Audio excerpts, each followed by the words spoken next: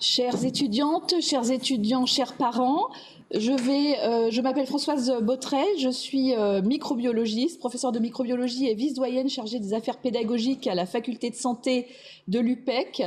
Et je vais introduire la session de ce matin consacrée aux études de santé et à la licence d'accès santé option santé de l'UPEC. J'aimerais en introduction générale vous dire que nous avons réalisé un film avec nos collègues de la première année que vous pouvez retrouver en ligne sur la vidéo room de la licence santé. J'aimerais également vous dire que vous pouvez nous envoyer des questions sur le chat pendant toutes nos conférences. Et à la fin de la conférence générale, nous pourrons répondre à vos questions. Nous aurons également des chatrooms à partir de 13h30 où vous pouvez nous poser toutes les questions que vous souhaitez. Et enfin, Monsieur Portero, qui est kinésithérapeute, vous fera une conférence à 14h30 sur le même lien. Vous savez, nous avons débuté une réforme des études de santé énoncée par le président de la République en 2018 et les objectifs de cette réforme étaient de diversifier les profils d'étudiants qui accèdent aux filières médicales, améliorer l'orientation et la réussite de nos étudiants, adapter les compétences des futurs professionnels de santé aux besoins qui se modifient, décloisonner les filières de santé et enfin améliorer la qualité de vie des étudiants. Alors j'avoue que ce dernier item cette année est un peu compliqué en raison de la crise sanitaire, mais pour les 4 premiers items, la faculté de santé de l'UPEC a commencé à répondre à ces objectifs. Alors la question que vous pouvez poser tous, étudiants et parents, c'est PASS ou LAS pour faire MMOPK, MMOPK pour médecine, maïeutique, odontologie, pharmacie, kinésithérapie. Alors le PASS, cela veut dire parcours spécifique d'accès santé, ou LAS, licence d'accès santé. Au niveau de la première année, donc lorsque vous vous inscrivez en PASS, et en particulier à Paris, vous avez les autres facultés de santé qui sont en PASS, alors l'Université de Paris, l'Université Versailles-Saint-Quentin, la Paris 13, Paris-Saclay et Sorbonne Université, donc ce sont des PASS. Vous vous inscrivez alors en majeure santé avec des options. À l'UPEC, nous avons choisi une LAS avec une majeure santé et des licences disciplinaires options santé sur lesquelles nous allons revenir toute la matinée. Si vous ne validez pas votre première année de licence, votre première année, lorsque vous êtes en PASS, vous ne pouvez pas redoubler. Lorsque vous êtes en LAS, vous avez un redoublement autorisé, mais sans droit à candidater à MMOPK dans ce cas-là. En revanche, si vous validez votre année, vous allez passer en deuxième année de médecine qui s'appelle le DFGSM2 ou alors vous passerez en licence de spécialité ou dans une LAS dans un autre endroit. Et vous avez votre deuxième chance de MMOPK qui persiste. Vous avez toujours le droit, avec cette réforme, à 2 chances pour MMOPK. Nous y reviendrons tout à l'heure dans d'autres présentations. Lorsque vous êtes en LAS, en particulier chez nous, vous passez soit en deuxième année de médecine, et si vous avez réussi votre première année, ou en deuxième année de licence, et vous aurez le droit de recandidater à MMOPK. Si on va un petit peu plus loin dans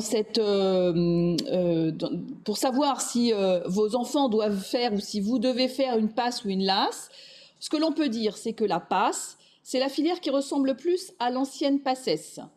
Vous avez une licence majeure santé dans les universités disposant d'une faculté de santé que je vous ai présentée tout à l'heure. Les matières enseignées sont plus ou moins identiques aux enseignements de PACES et vous avez l'obligation de choisir une mineure qui représente 10 ECTS qui sont des crédits européens sur 60 obligatoires pour valider une première année de licence. Et vous choisissez à ce moment-là votre point fort dans une autre discipline, par exemple le droit, les langues, la psychologie, etc. L'objectif de cette année de passe, c'est de faciliter votre réorientation en cas d'échec à MMOPK. Vous n'aurez pas le droit de redoubler cette première année. Et vous aurez obligation de prendre votre première chance pour MMOPK.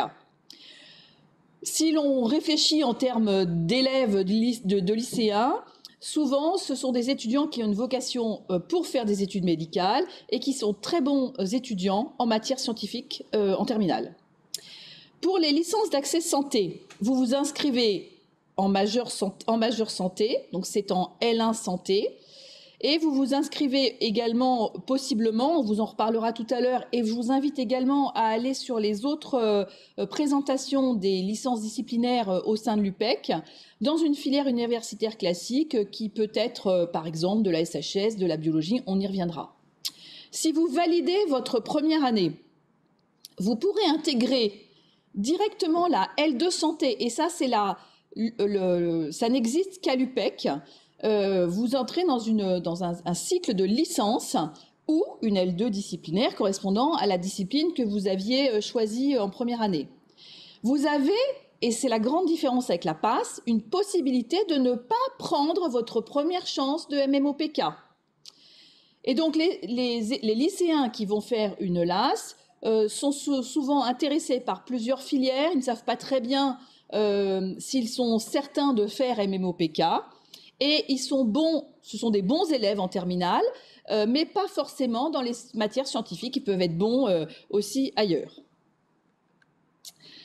Alors, si maintenant on s'intéresse à la LAS de Créteil, c'est la seule LAS avec une majeure santé en Île-de-France, c'est-à-dire que la LAS existe également au sein de la composante santé. Et chez nous, pour faire MMOPK, médecine maïeutique, odonto-pharmacie, vous avez la possibilité de passer par la LAS santé en L1 ou en licence disciplinaire option santé. Et puis, vous avez également certaines passerelles. Et puis, les étudiants étrangers peuvent également candidater à MMOPK. On y reviendra tout à l'heure avec la présentation de Sébastien Gallien. Actuellement, pour cette année 2021, 70% des étudiants qui seront en MMOPK viendront de la LAS santé et les 30% restants viendront des autres ronds que je vous présente ici. Dans les années prochaines, vous pourrez également arriver en MMOPK à partir de la L2 et de la L3. Ce qu'il faut savoir, c'est qu'il n'y a pas de voie royale. Il faut choisir la voie où l'étudiant a le plus de chances de réussir. La LAS à Créteil, c'est aussi un parcours de licence. On va vous en reparler tout au long de la matinée, avec des formations vers des parcours de recherche, vers des écoles d'ingénieurs, vers des débouchés qui sont plus professionnalisants et plus courts, mais également vers les instituts de soins infirmiers et d'autres paramédicaux. Tout cela pour ouvrir des emplois vers notre territoire. Notre territoire, vous l'avez ici, c'est le territoire hospitalo-universitaire de l'Est parisien avec différents hôpitaux où nos étudiants passent. Et vous avez également tout notre territoire de l'Est parisien avec 10 instituts de formation en soins infirmiers qui représentent 2500 étudiants. Nous avons également un campus de territoire, c'est important à savoir parce que les étudiants de 2e et de 3e année pourront aller sur le territoire, c'est-à-dire à Melun-Sénard, à Fontainebleau, etc. Nous allons revenir tout au long de la matinée sur la L1 et sur la licence, notre licence santé. J'aimerais quand même m'attarder sur ceux qui vont pouvoir rentrer dans les études de médecine pour vous rappeler que ces études sont extrêmement longues.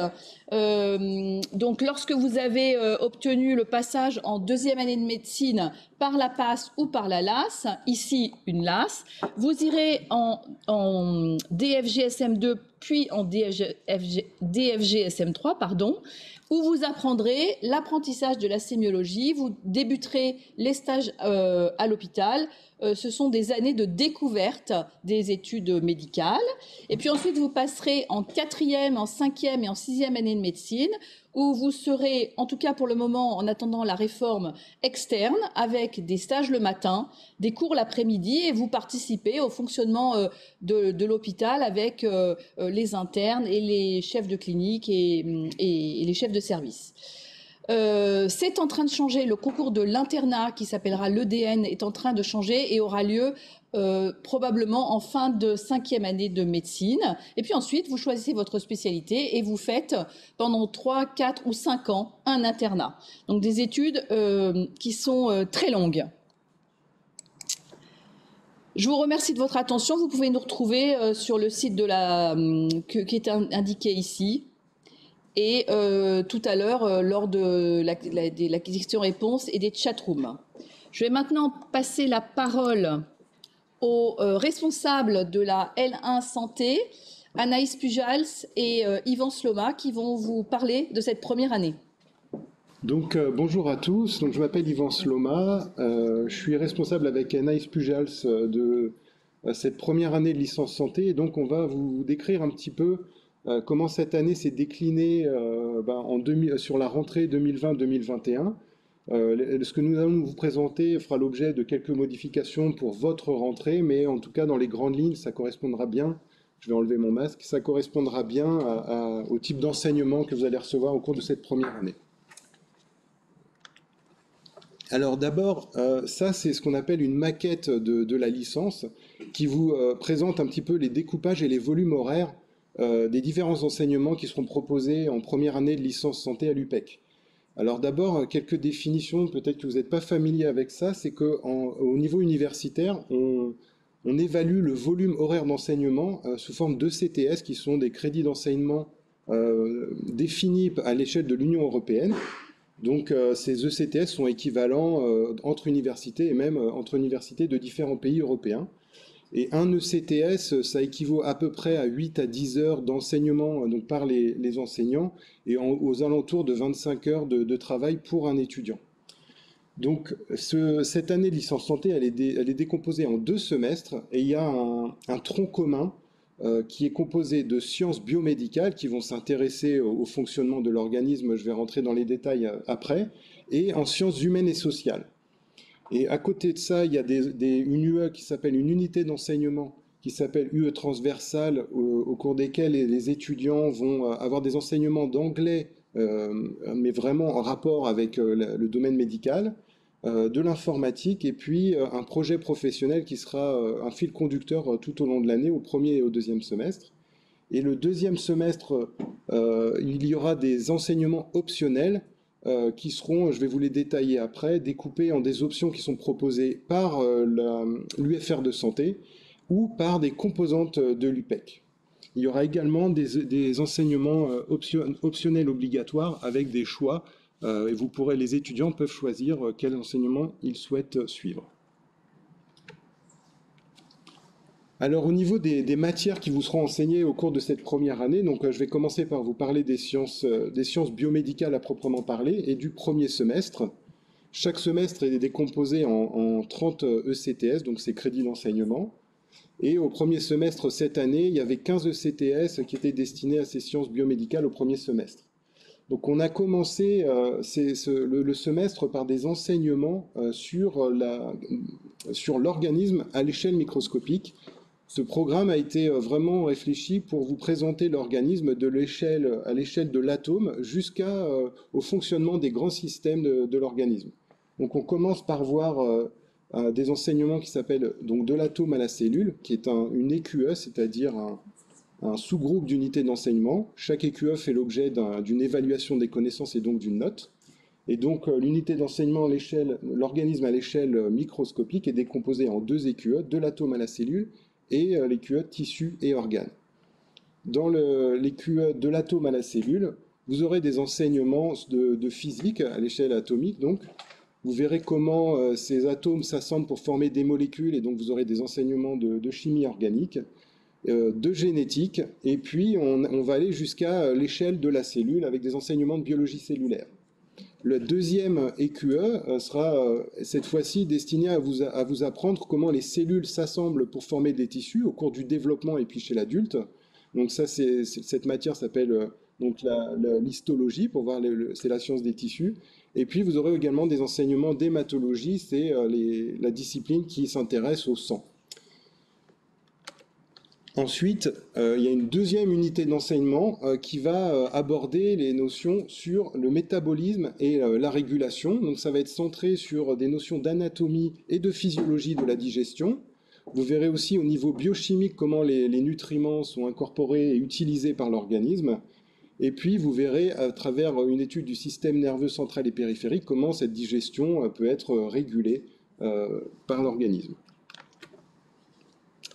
Et puis, le troisième bloc d'enseignement des sciences biomédicales va toucher au grand système. Donc cette fois-ci, on est à l'échelle de l'organisme.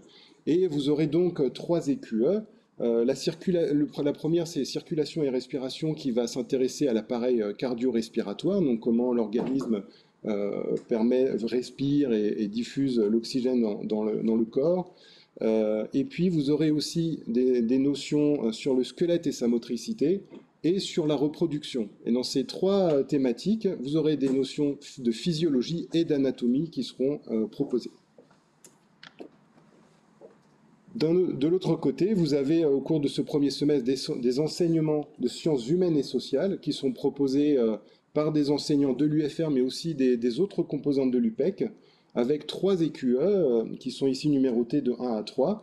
Et vous verrez au cours de ces enseignements des notions sur le système de santé, la politique en santé, des notions qui sont très importantes sur l'éthique médicale, l'épistémologie de la santé, et puis des notions de droit en santé également. Et puis il y a cette UE transversale dont je vous ai parlé qui concerne l'anglais, l'informatique destinée à utiliser les supports pédagogiques en particulier, et le projet professionnel. Le deuxième semestre, donc, pour ce qui concerne les sciences biomédicales, sera plutôt focalisé sur l'environnement de l'organisme et comment l'organisme interagit avec le milieu extérieur. Et cette fois-ci, il y aura 9 ECTS, alors qu'il n'y en avait 15 au premier semestre. Ceci fera sans doute l'objet d'un rééquilibrage l'année prochaine. En tout cas, cette année, les étudiants ont vu au deuxième semestre donc une UE qui s'appelle l'organisme et son environnement, dans lequel on traite de sujets d'immunité et des agents infectieux, de pharmacologie, donc c'est la science qui s'intéresse aux médicaments et à l'interaction entre le médicament et sa cible dans l'organisme, et puis il y a des enseignements de biostatistique. La deuxième unité d'enseignement de sciences biomédicales qui est proposée au deuxième semestre concerne l'exploration biomédicale et l'imagerie. Donc ça va être une initiation pour les étudiants à tout ce qui concerne la biologie médicale et comment on va analyser donc les différents fluides de l'organisme et tous les aspects d'imagerie, les différents types d'imagerie qui sont utilisés en médecine, que ce soit les radios classiques, le scanner, l'IRM, etc. Et puis, on continue sur ce tronc commun avec les enseignements de sciences humaines et sociales, cette fois-ci avec 2 unités d'enseignement qui vont un petit peu développer davantage le droit en santé, l'éthique médicale, l'épistémologie, et puis la psychologie et la sociologie en santé.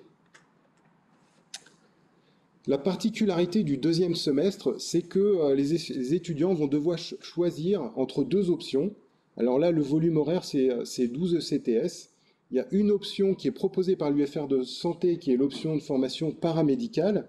Et donc, au cours de cette option, les étudiants vont avoir l'opportunité de vraiment voir les sciences qui touchent au paramédical, aux soins infirmiers, à du raisonnement clinique, à de l'hygiène, de la prévention.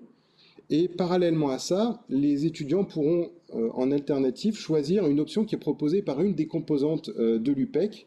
Et donc, cette année, il y avait 8 composantes au total qui proposaient une option. Donc, il y avait la faculté de droit, d'éco-gestion, de sciences politiques, de lettres, de géo, de philo, etc. Et donc, c'est des enseignements qui portent directement sur ces différentes disciplines. Et le fait de prendre ces options permettrait aux étudiants de pouvoir, en deuxième année, s'orienter vers ces composantes si jamais l'étudiant devait réaliser que la santé n'était pas forcément ce à quoi il était destiné. Et puis, enfin, il y a une option obligatoire qui est au choix. Donc, il y avait plusieurs choix qui étaient proposés cette année. Ça pourra faire l'objet de modifications. Mais en tout cas, cette année était proposée une option sur l'histoire du droit, la philosophie du corps, une option de bioinformatique, de mathématiques, d'éco-gestion, et puis un complément de formation paramédicale. Cette option a un volume horaire de 3 ECTS. Et pour finir, le fil conducteur sur les 2 semestres, c'est un des enseignements qui touchent au projet professionnel. Voilà, donc maintenant je vais laisser la parole à Anaïs Pujals, qui est également responsable de cette première année de licence et qui va vous présenter en détail comment se sont organisés ces 2 semestres. Merci beaucoup Yvan. Bonjour à tous. C'est bien. Attendez, on est en train d'échanger nos masques, qui n'est pas cool. Donc bonjour à tous. Je vais vous présenter maintenant le planning et le déroulé de cette première année de licence santé, en prenant comme exemple la façon dont s'est passée l'année 2020-2021. Et comme vous l'a dit Yvan, c'est amené à être un tout petit peu modifié pour l'année prochaine.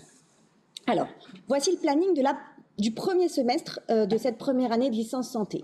Donc avant les débuts des cours, les étudiants ont suivi un module de projet professionnel dont vous a parlé Yvan et de formation au site internet sur lequel tous les cours sont déposés pour cette première année de licence santé qui s'appelle Crystolink. Les cours de sciences biomédicales ont commencé ensuite avec le module de l'atome à la cellule et tissu et organes qui vous a été présenté par Yvan précédemment. Alors tout au long de ce premier semestre, les étudiants ont pu évaluer leurs connaissances grâce à des contrôles continus qui participent en fait à la note finale qu'ils auront sur l'année. Donc ces contrôles continus, normalement, ils sont organisés en présentiel à la faculté, mais vu les conditions sanitaires, cette année, nous avons décidé qu'ils se déroulent en distanciel sur le site Crystolink. Mais ça, c'est pareil, c'est amené à être modifié lorsque tout ira mieux. Alors ensuite, eh bien, vous voyez qu'ils ont continué les sciences biomédicales avec l'EQE squelette et motricité, puis circulation et respiration, et enfin métabolisme et régulation. Un deuxième contrôle continu a eu lieu au milieu du semestre, et puis enfin, le dernier EQE de sciences biomédicales, reproduction, a été ouvert, et un dernier contrôle continu a été fait juste avant les vacances de Noël. Et puis en parallèle, eh bien, il y a les différentes EQE de sciences humaines et sociales qui ont été ouverts pour ces étudiants. Donc la façon dont ça se passait cette année, c'est que en fait, on avait donné aux étudiants un calendrier hebdomadaire et chaque semaine, les cours étaient accessibles en ligne. Et donc comme ça, ils avaient une véritable progression. C'est ce qui nous a permis de garder un lien en fait malgré ces conditions sanitaires et malgré le fait que tout se passe en distanciel. C'était notre façon de leur donner une véritable progression et qu'ils n'aient pas une masse de connaissances à absorber en même temps. Et puis en parallèle, il y avait également 2 modules d'anglais qui se sont déroulés lors de ce premier semestre. En fin de semestre, au moment de Noël, les étudiants ont eu à faire le choix de leurs options pour le second semestre. Ils ont eu une semaine de révision début janvier et l'examen s'est tenu mi-janvier. Donc cet examen, il s'est tenu en présentiel, comme c'était l'examen final, sur tablette à Rungis. Alors, qu'en est-il du deuxième semestre de cette première année de licence santé? Donc, on continue avec les sciences biomédicales qui s'échelonnent donc sur tout le semestre avec l'EQE de statistique, puis d'immunité et infection et enfin de pharmacologie. Et puis, tout au long du semestre, il y a un gros EQE d'exploration fonctionnelle et d'imagerie.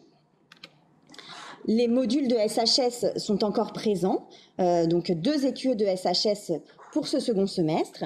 Et puis, la particularité de ce second semestre, comme Yvan vous en a parlé, c'est que voilà, cet ensemble constitue le tronc commun, mais il y a également des options.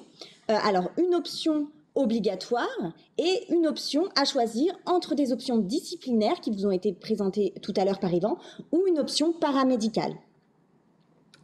Donc, sur ce second semestre, il n'y aura pas de contrôle continu en sciences biomédicales, mais un élément très important pour les étudiants, c'est qu'en mars, ils vont devoir choisir de candidater ou non pour l'entrée en MMOPK.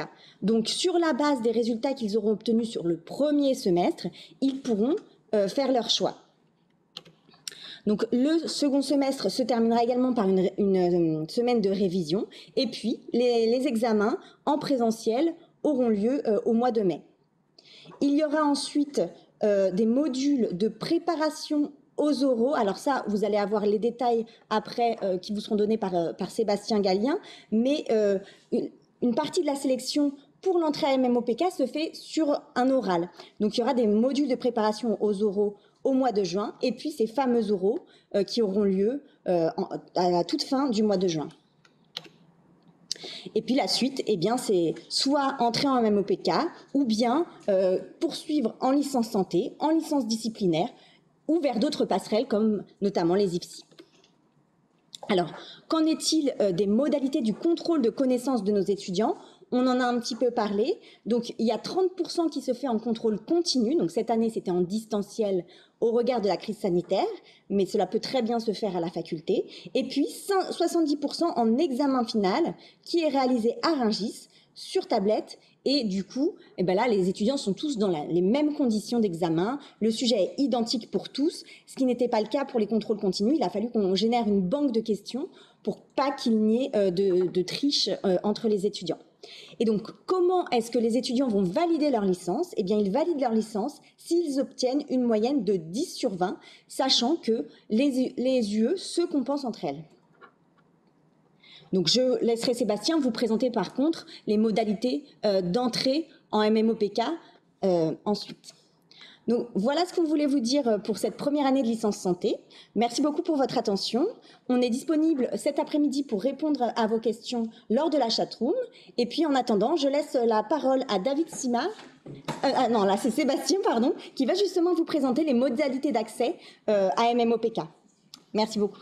Voilà, bonjour à toutes et tous. Donc je me présente, Sébastien Gallien. Donc moi je suis je suis professeur de maladies infectieuses à l'UPEC, à l'université, à l'UFR Santé, et puis je fais partie de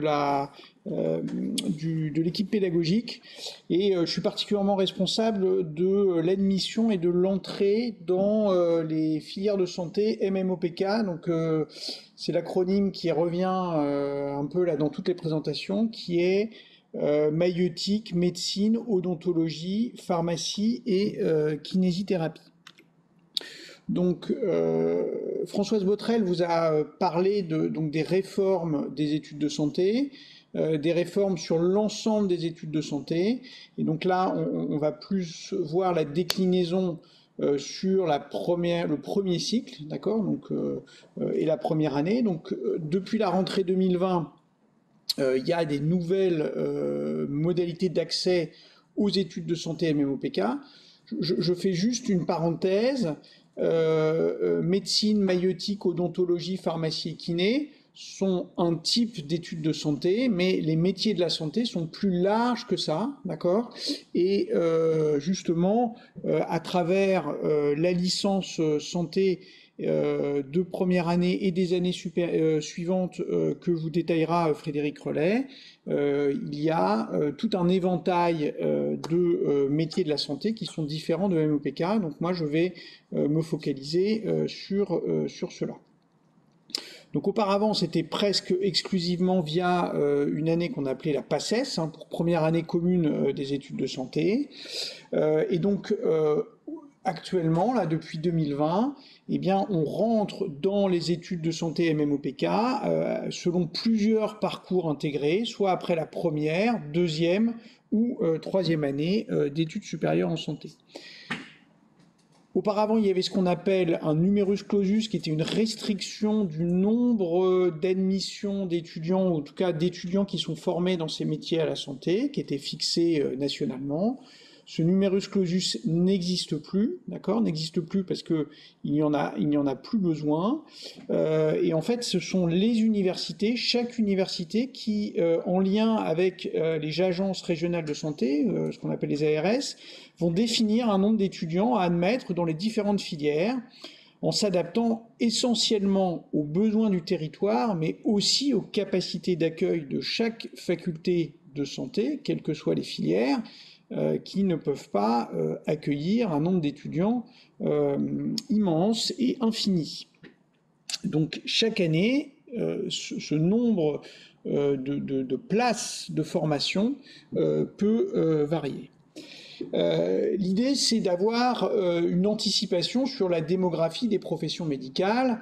On entend, et surtout là, à l'occasion de la crise sanitaire actuelle, qu'il y a un manque général dans un certain nombre de professions de santé, et l'objectif de cette réforme, justement, c'est de pouvoir adapter au mieux en faisant des projections sur une analyse nationale, régionale des besoins de santé, mais également de l'évolution des métiers.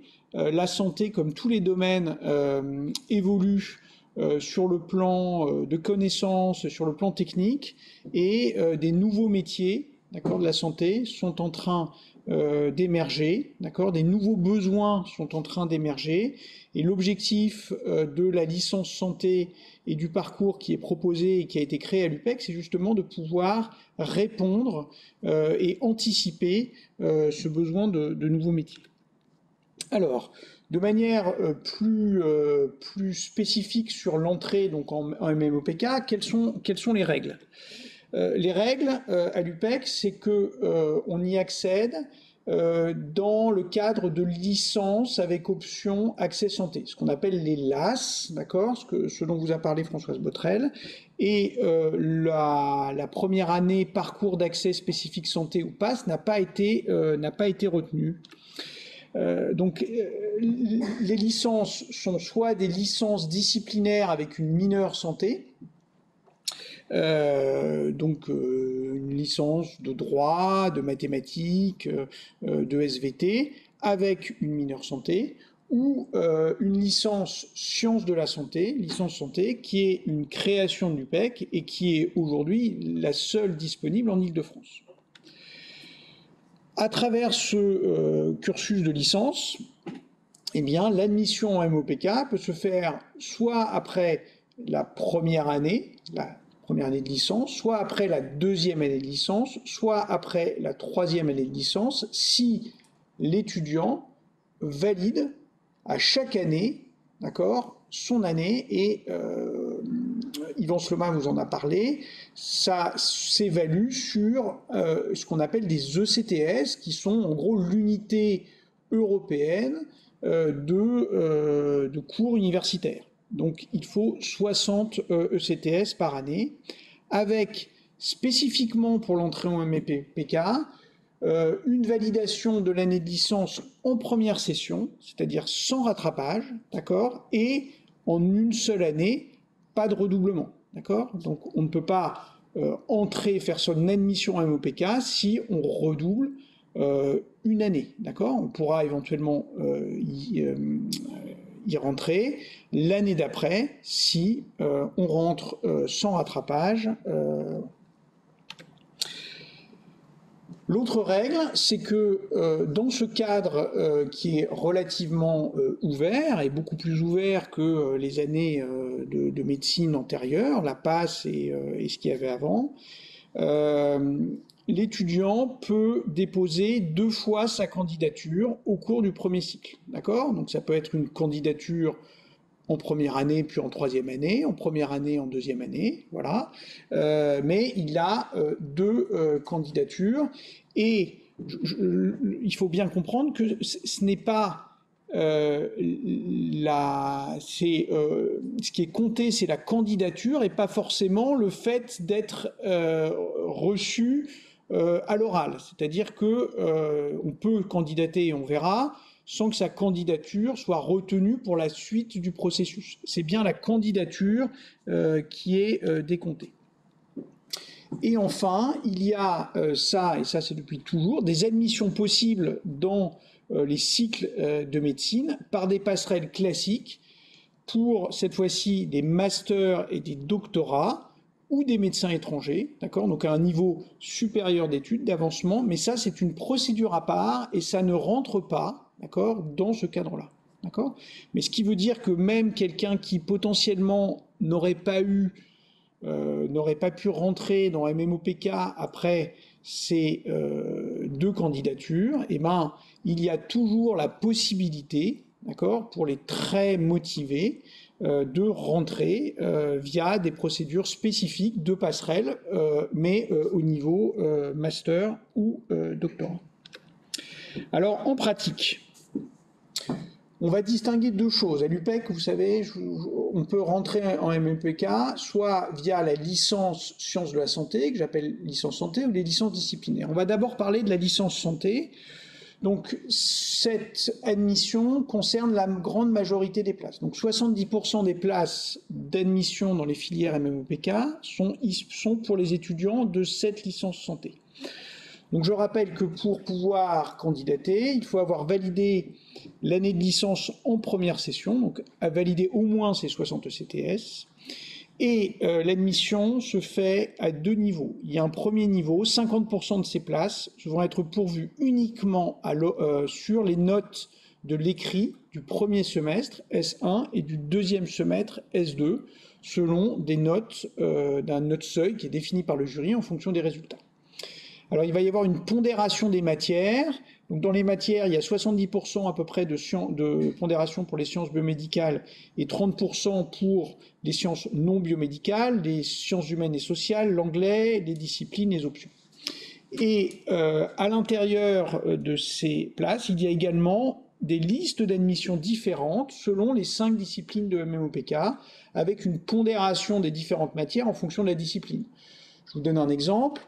Eh bien, il a été décidé, et de manière extrêmement rationnelle, pour les admissions, par exemple, en pharmacie, de privilégier eh bien, la chimie, ou pour les admissions en maïeutique, eh bien, de privilégier l'embryologie et l'anatomie du petit bassin. Et voilà. Donc, chaque liste d'admission, d'accord, sera faite, il y aura des différents classements en fonction des pondérations des notes. Et puis, il y aura 50 autres % de places qui vont être pourvues après un examen oral que je vais vous détailler après. Pour les étudiants qui auront choisi de faire une LAS disciplinaire avec option santé, ce qui correspond à 25% des places, alors vous allez me dire 70% plus 25%, ça ne fait pas 100%. Eh bien, les 5 autres %, ce sont ces passerelles d'étudiants qui sont plus avancés, d'accord, mais qui ne rentrent pas dans cette même filière de candidature. Donc l'accès, c'est MMPK. Vous voyez que j'ai supprimé le O, parce que cette année, ça peut être amené à changer. Cette année, l'UFR d'odontologie, donc de dentiste, n'a pas prévu de place pour des étudiants qui ne seraient pas de la licence santé. Donc, il faut le savoir, et ces places peuvent, et ces critères d'admission peuvent éventuellement changer d'une année sur l'autre. Donc c'est le même principe, il faut valider l'année de licence en première session, avoir au moins ses 60 ECTS. Les particularités, c'est que la sélection va se faire sur les notes de l'option santé, et donc il faut que les étudiants aient au moins 12 sur 20 sur les unités d'enseignement de l'option santé, d'accord.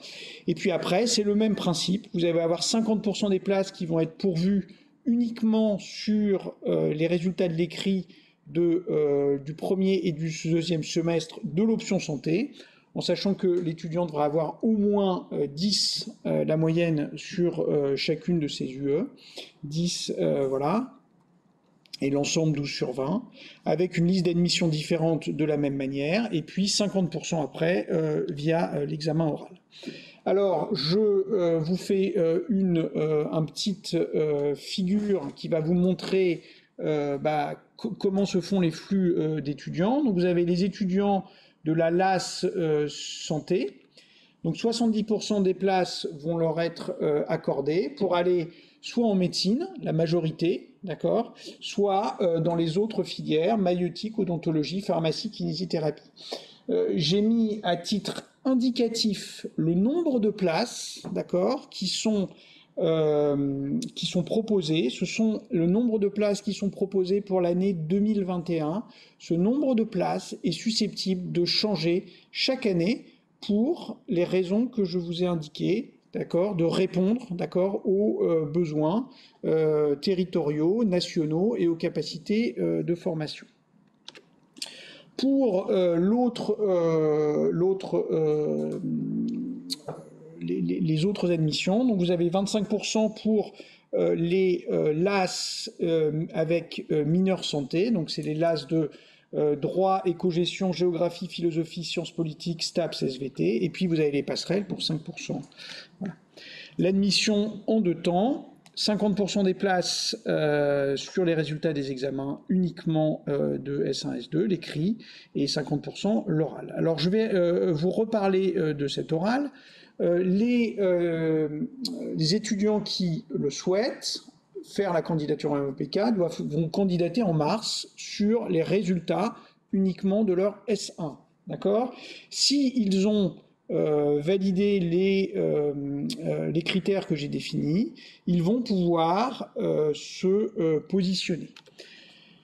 Ceux qui auront eu une note seuil définie par le jury, d'accord, alors évidemment sous réserve des modalités de contrôle de connaissances qui sont modifiées à la marge chaque année, et ben 50% va rentrer en MOPK. Pour ceux qui sont entre les deux, d'accord, eh bien, il y aura un examen oral. Cet examen oral va concerner le double d'étudiants à peu près que le nombre de places, d'accord, et cet examen sous la forme d'au moins 2 entretiens, donc ça sera 2 entretiens cette année, probablement 3 ou 4 l'année prochaine, d'au moins 20 minutes, permettront d'évaluer des étudiants sur des modalités qui ne sont complètement différentes de ce qu'ils auront fait en S1 et qui seront leur capacité de communication, de raisonnement, d'analyse, d'empathie, d'accord, dans des systèmes de mise en situation, d'analyse d'articles, de projets professionnels, pour lesquels ils seront en amont préparés par un module qui se fera lors du 2e semestre. Et ensuite, il y aura 50 autres % qui seront admis. Alors, une fois qu'il y a l'admission en MMOPK, vous allez rapidement, Françoise Botrel vous en a parlé, les études de médecine, donc qui se font à l'UPEC, sur un système de licence-master, licence de 3 ans, master 3 ans, avec ce qu'on appelle le diplôme de formation générale en sciences biomédicales, des FGSM 2 et 3, puis après le diplôme de formation approfondie, des phases 1, 2, 3. Tout ça est actuellement également l'objet d'une nouvelle réforme, on rappelle la réforme du 2e cycle, avec une valorisation du parcours professionnel, des compétences. Et puis à l'issue de ça, il y a une répartition nationale qui permet d'atteindre le doctorat avec le diplôme d'études spécialisées en médecine de 4 à 6 ans. Enfin, les autres cursus de santé qui sont offerts via l'UPEC sont les maïeutiques. Donc ça, ce sont en dehors de l'UPEC, autrement dit. Donc il y a des conventions avec l'école de sage-femme de l'hôpital Saint-Antoine. Pour l'odontologie, c'est la faculté dentaire de l'Université de Paris avec 2 sites, Montrouge et Garancières. La pharmacie, c'est la faculté de pharmacie de l'Université Paris-Saclay. Et un certain nombre d'écoles de kinésithérapie que je vous ai listées là, d'accord, et qui offrent des places pour les étudiants en santé de l'UPEC. Voilà, donc à l'horizon, voilà comment ça se passe. Donc MMOPK, on peut rentrer soit en licence 1 santé, 2e année, troisième année, d'accord, mais également à partir des licences disciplinaires, première, deuxième, troisième année, lotion santé. Attention, je disais, et ça c'est important, il y a certaines licences qui ne vont pas permettre forcément de candidater à toutes les filières de santé. Il y a des petites spécificités qu'il faut suivre. Voilà. Je vous remercie de votre attention et ne pas hésiter à converser ensuite dans le chatroom un peu plus tard. Donc, c'est à Frédéric Rollet de maintenant vous parler plus en détail de la licence santé de l'UPEC. Bonjour, donc je m'appelle Frédéric Rollet, je suis professeur à la faculté de santé en embryologie et histologie et je dirige une équipe de recherche qui s'intéresse à la biologie et aux thérapies des maladies du muscle. Et je suis également vice-doyen recherche et on est donc impliqué dans la réforme de la licence de santé à la faculté. Alors, ici vous avez un schéma récapitulatif de cette réforme. Donc il y a deux aspects. D'une part, la diversification de l'accès aux études médicales, comme ça vous a été détaillé par le professeur Gallien, et également la mise en place d'une licence santé qui va permettre aux étudiants, après leur première année notamment, qui ne sont pas rentrés dans les études médicales, de poursuivre dans des études de santé. Alors donc je vais vous parler aujourd'hui de ce que la faculté est en train de mettre en place et qui sera ouvert en ce qui concerne la licence santé 2 à partir de septembre prochain, et également la programmation de la licence santé 3 dans la continuité. Alors, comme vous l'avez vu, les étudiants qui ont réussi leur première année de santé, de licence 1, vont pouvoir s'orienter vers les filières médicales MMOPK, selon un seuil de notes qui est défini par le jury et un nombre de places, et également auront des possibilités de rentrer dans les formations de soins infirmiers, d'ergothérapie ou de manipulateurs radio.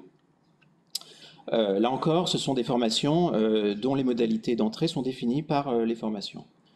Par ailleurs, il y a également une diversification des parcours qui est donc fait partie de la réforme voulue par le gouvernement, qui est la capacité de rentrer dans les formations des études médicales à partir des licences accès santé qui vous seront détaillées à la suite de mon intervention. Donc la grande nouveauté en fait que nous mettons en place, c'est que les étudiants qui auront validé leur première année de licence santé auront la possibilité de poursuivre dans une licence santé 2. Alors, cette licence santé 2, elle va offrir une formation en santé diversifiée avec des enseignements qui vous sont détaillés ici, donc notamment en biologie cellulaire et biologie moléculaire, en biostatistique, bioinformatique, en anglais, des UE également en neurosciences, en microbiologie, santé publique et SHS, donc sciences humaines et sociales, et en biophysique au premier semestre. Au deuxième semestre, les étudiants verront les grands systèmes et leur pathophysiologie, de l'immunologie, de la réparation tissulaire, du digital et de la gestion des données. Il y a également un projet personnel des UE d'ouverture et une possibilité de faire une préparation pour retourner en MMOPK à l'issue de cette deuxième année de licence. Et par ailleurs, il y aura également 2 UE obligatoires qui seront à choisir parmi un grand nombre d'UE selon la volonté des étudiants au niveau de leur poursuite d'études ou de leur intérêt pour la santé. À l'issue de cette année de deuxième année de licence, donc les étudiants qui ne valideront pas leur année auront la possibilité de redoubler, mais nous espérons la grande majorité pourra valider sa deuxième année et aura la capacité de à nouveau candidater dans les études médicales. Là encore, selon un seuil de notes défini par le jury. Il y aura également des possibilités d'orientation vers les écoles d'ingénieurs. Là encore, ce sont chacune des formations qui décidera des modalités d'entrée et des notes seuil pour poursuivre ces études d'école d'ingénieurs. Et la majorité des étudiants poursuivront leur cursus universitaire en licence santé 3. En parallèle, il y aura également les licences d'accès santé, donc dans les autres UFR de l'université, qui également proposeront une entrée dans les études médicales. Alors, ces étudiants donc, qui ont validé leur deuxième année pourront poursuivre un cursus de formation diversifié en licence santé 3, où ils auront d'une part un tronc commun qui va couvrir des notions en bioénergétique, en oncologie moléculaire, donc cancérologie, maladies génétiques, la biologie et les pathologies du vieillissement, de la psychologie, de la sociologie et de l'anglais au premier semestre, et au deuxième semestre, du métabolisme, de la nutrition, l'hématologie, de la bioéthique, un projet personnel, et également la possibilité de suivre une UE de retour, enfin de préparation aux études médicales optionnelles. Et en parallèle de ce tronc commun, il y aura une diversification des parcours avec 5 parcours qui sont offerts aux étudiants, 2 parcours qui ont plutôt une orientation recherche, donc vers une poursuite d'études longues, d'une part en santé, environnement, vulnérabilité, et d'autre part en médecine moléculaire et thérapie innovante. Il y aura également un parcours de bioinformatique en santé qui permettra soit de rentrer en master vers des études longues, là encore, ou de rentrer sur le marché du travail et une employabilité à l'issue de cette licence 3. Et 2 parcours qui sont plutôt orientés professionnalisants, donc un parcours de prévention et de recherche clinique et un parcours de technologie biomédicale. Il y aura également des contrats d'apprentissage qui seront offerts dans le cadre de cette licence 3. Et en parallèle, il y aura également un parcours métier du soin et un parcours bachelor management d'établissement de la santé. Les étudiants qui n'auront pas validé leur troisième année pourront redoubler. En revanche, les étudiants qui auront validé leur troisième année auront là encore une possibilité de rentrer dans les études médicales, qui sera également accessible à partir des LAS dans les autres UFR. Ils auront la possibilité de rentrer dans les formations des professeurs de l'éducation nationale et la majorité sans doute pourra soit faire une poursuite d'études ou une insertion professionnelle qui pourra être à Bac+3 pour l'insertion professionnelle ou poursuivre en master dans la continuité de leurs études de licence 3 pour une insertion professionnelle à Bac+5, donc plutôt sur les métiers de cadre et d'ingénieur, ou une insertion professionnelle à Bac+8, donc après un doctorat sur les métiers de la recherche. Et je vous détaillerai un peu ces métiers dans une deuxième présentation, parce que la réflexion globale qu'il y a eu sur la mise en place de ces parcours est vraiment dirigée vers l'employabilité et la capacité qu'on va avoir d'offrir à nos étudiants des formations diversifiées qui vont leur donner des emplois en santé qui concernent un champ relativement large des nouveaux métiers de la santé. Donc voilà, donc je vous remets juste cette diapositive pour vous montrer dans le contexte global, où nous avons cette licence santé qui s'inscrit donc dans cette réforme globale des études médicales et qui va permettre l'accès aux études médicales à différents niveaux, donc en première année, deuxième ou troisième année, mais également une insertion professionnelle et une poursuite d'études, là encore dans un but de fournir aux étudiants la capacité d'avoir des emplois dans les métiers de la santé qui vont être en parallèle des études médicales. Voilà, je vous remercie et nous serons disponibles cet après-midi pour discuter dans le chat de ces différentes formations. Donc je vais laisser la parole à M. David Simard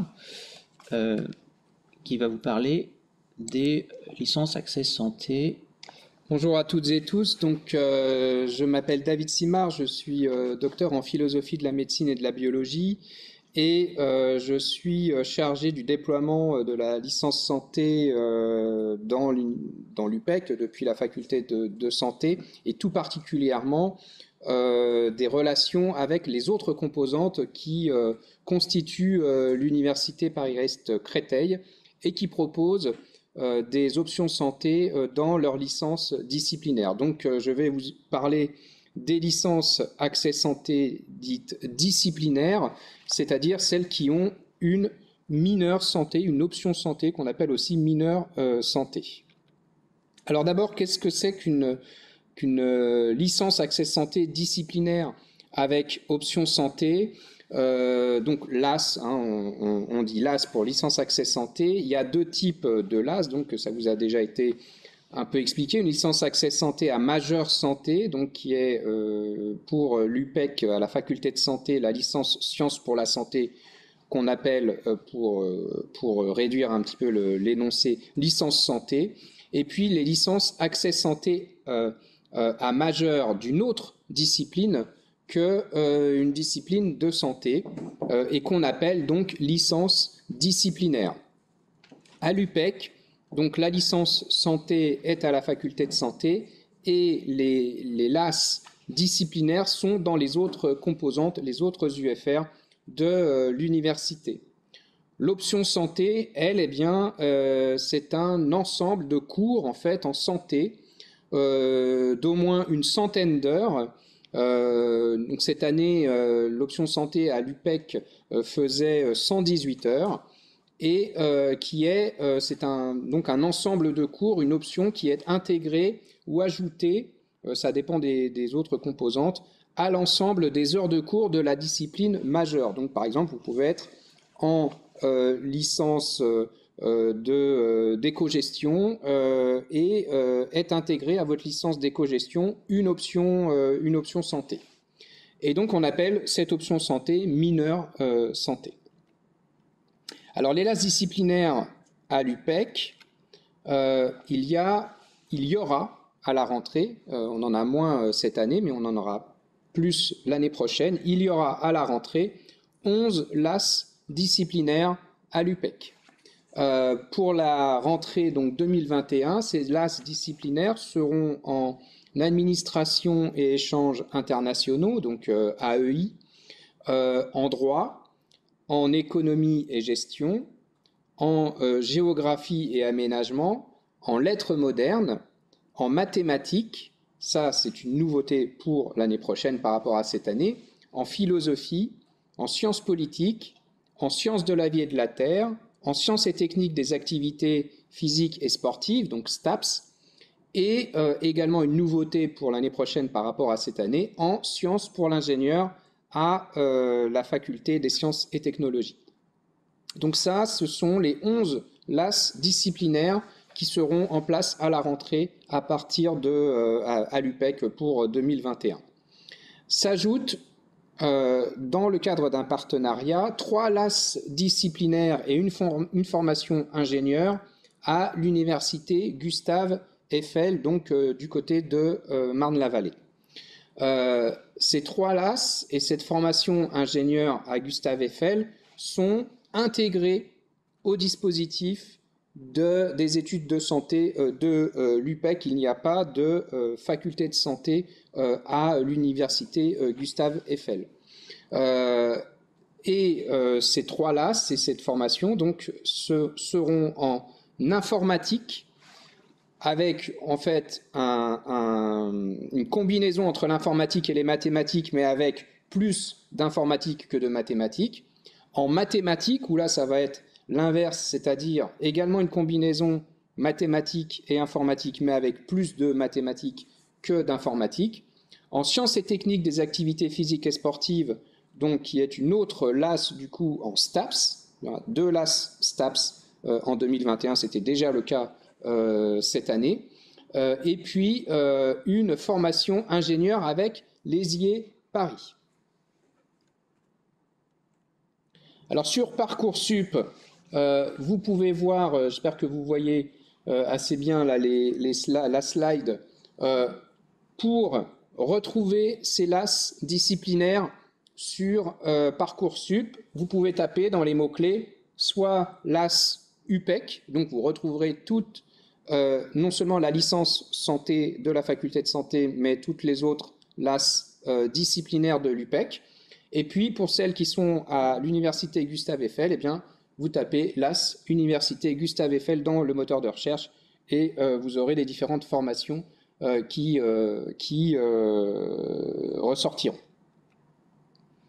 Alors, l'accès aux études de santé à partir des LAS disciplinaires, il vous en a déjà été dit quelques mots, notamment tout à l'heure par le professeur Sébastien Gallien. Donc, je reviens rapidement dessus pour décrire un petit peu plus l'option santé en question, donc cette mineure santé.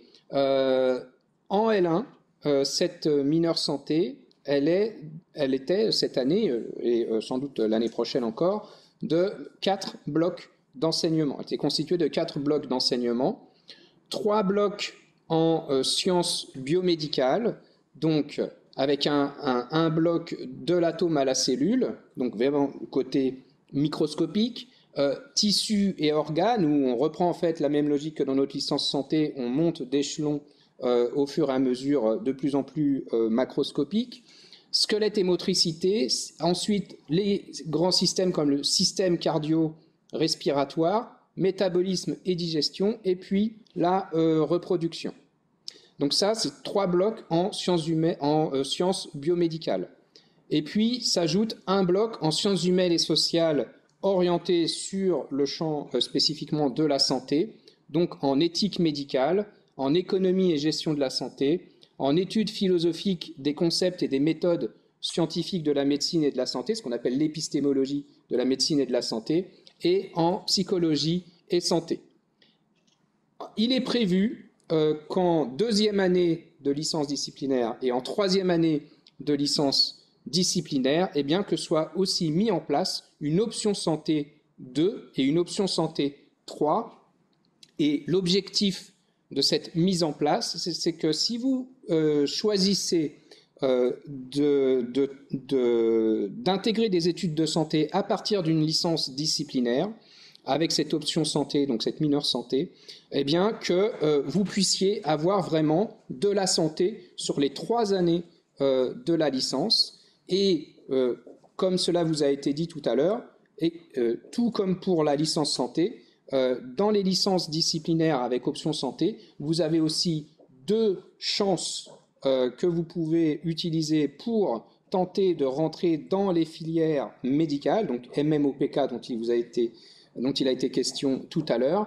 Et donc, l'idée, c'est que vous puissiez utiliser ces 2 chances, soit dès la L1, enfin une première chance, soit dès la L1, soit seulement à partir de la L2 et une 3e en L3, ou une première chance en L1, une 2e chance en L3, ou j'ai dit une 3e, une 2e, pardon, en L3.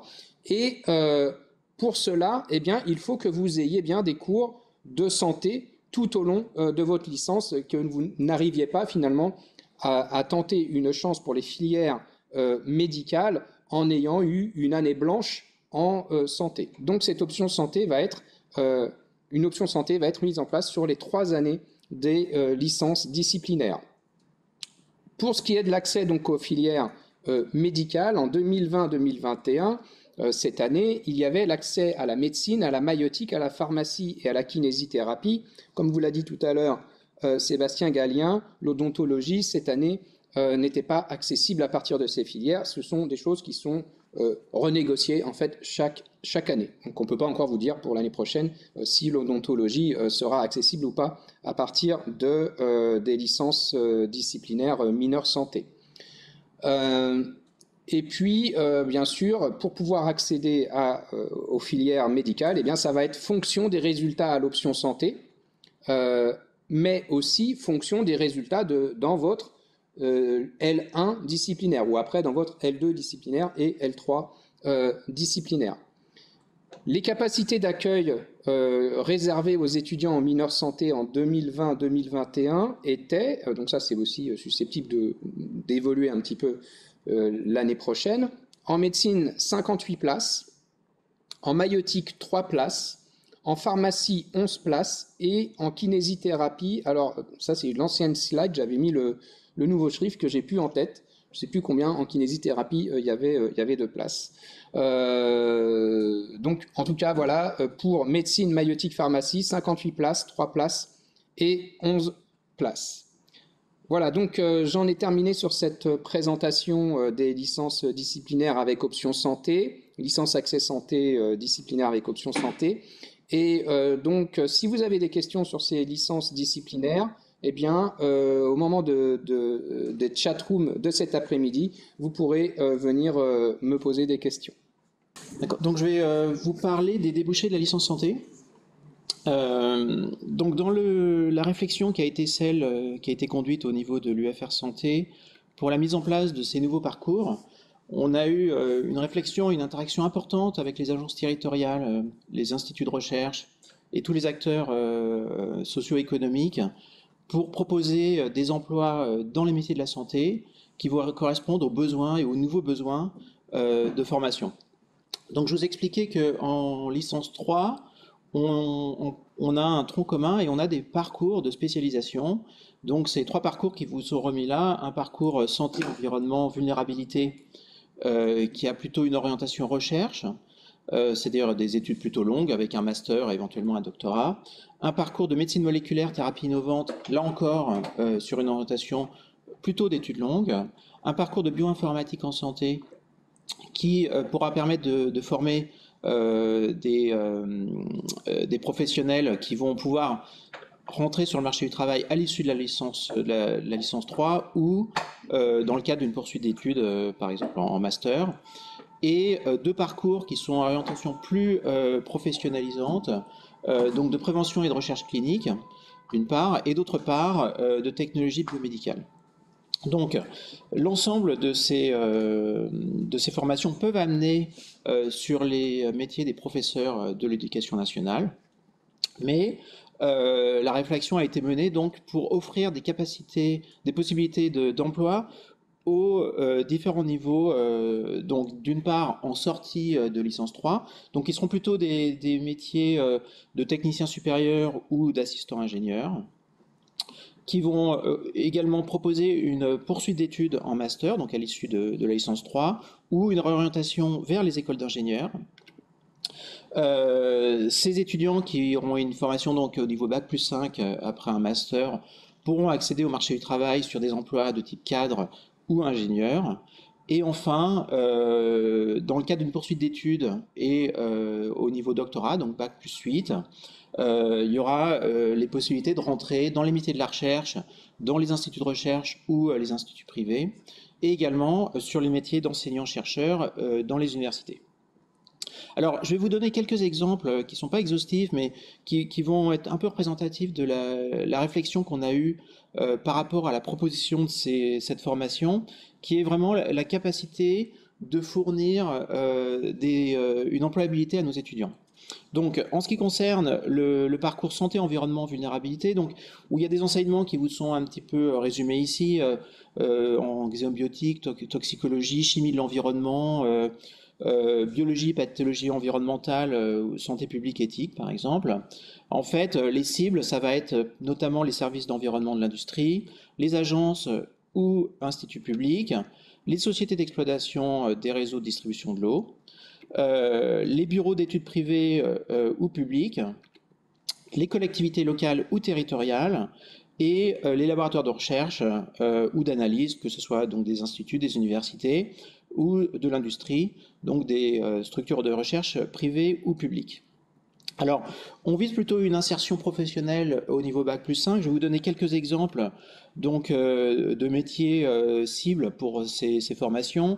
Donc, des chargés d'études en prévention des risques de la santé et de l'environnement, des cadres qui vont être impliqués dans la gestion de la sécurité, de la santé et la protection de l'environnement, des ingénieurs responsables qualité ou ingénieurs de laboratoire, et des chargés d'affaires réglementaires, éventuellement avec une double compétence en juridique.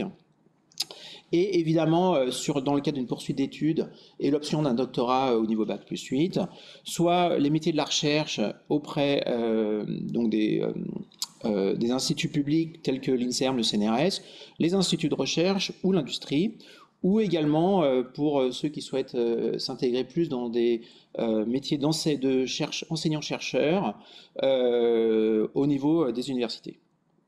En ce qui concerne le parcours médecine moléculaire, thérapie innovante, où il va y avoir des formations donc en modélisation, études précliniques, bioéthique, analyse des données, réglementation, technique d'analyse et médecine régénérative et biotechnologie. Les cibles seront la bio-industrie, donc les laboratoires de contrôle pharmaceutique, l'hygiène, les biotechnologies industrielles, les bureaux d'études, là encore, publics ou privés, en biosanté et en thérapeutique, le domaine technico-commercial, les collectivités locales ou territoriales et les laboratoires de recherche ou d'analyse. Alors, le type de métier, par exemple, auquel ces étudiants auront accès à l'issue d'un master, donc au niveau Bac plus 5, ça va être des métiers d'ingénieur d'analyse biomédicale, responsable qualité biotechnologie, des ingénieurs responsables qualité ingénieurs de laboratoire et des chargés d'affaires réglementaires. ou de bioéthique, et au niveau Bac plus 8, là encore, les métiers de la recherche, donc soit chercheurs dans des instituts publics comme l'INSERM, le CNRS, des instituts de recherche ou l'industrie, ou alors au niveau des universités, des métiers d'enseignants-chercheurs. En ce qui concerne la bioinformatique en santé, là, il y aura une insertion professionnelle qui pourra se faire à différents niveaux, soit directement en sortie de licence 3, donc sur des métiers d'assistant ingénieur ou de technicien supérieur, après un master de spécialisation, donc au niveau Bac plus 5, ou là encore en poursuivant avec un doctorat. Et les cibles seront les laboratoires de recherche du secteur public, les plateformes académiques de services en bioinformatique ou en génomique, les entreprises dans le domaine biomédical, pharmaceutique, biotechnologie, cosmétique, agronomique ou numérique, et le secteur de la santé pour le diagnostic médical.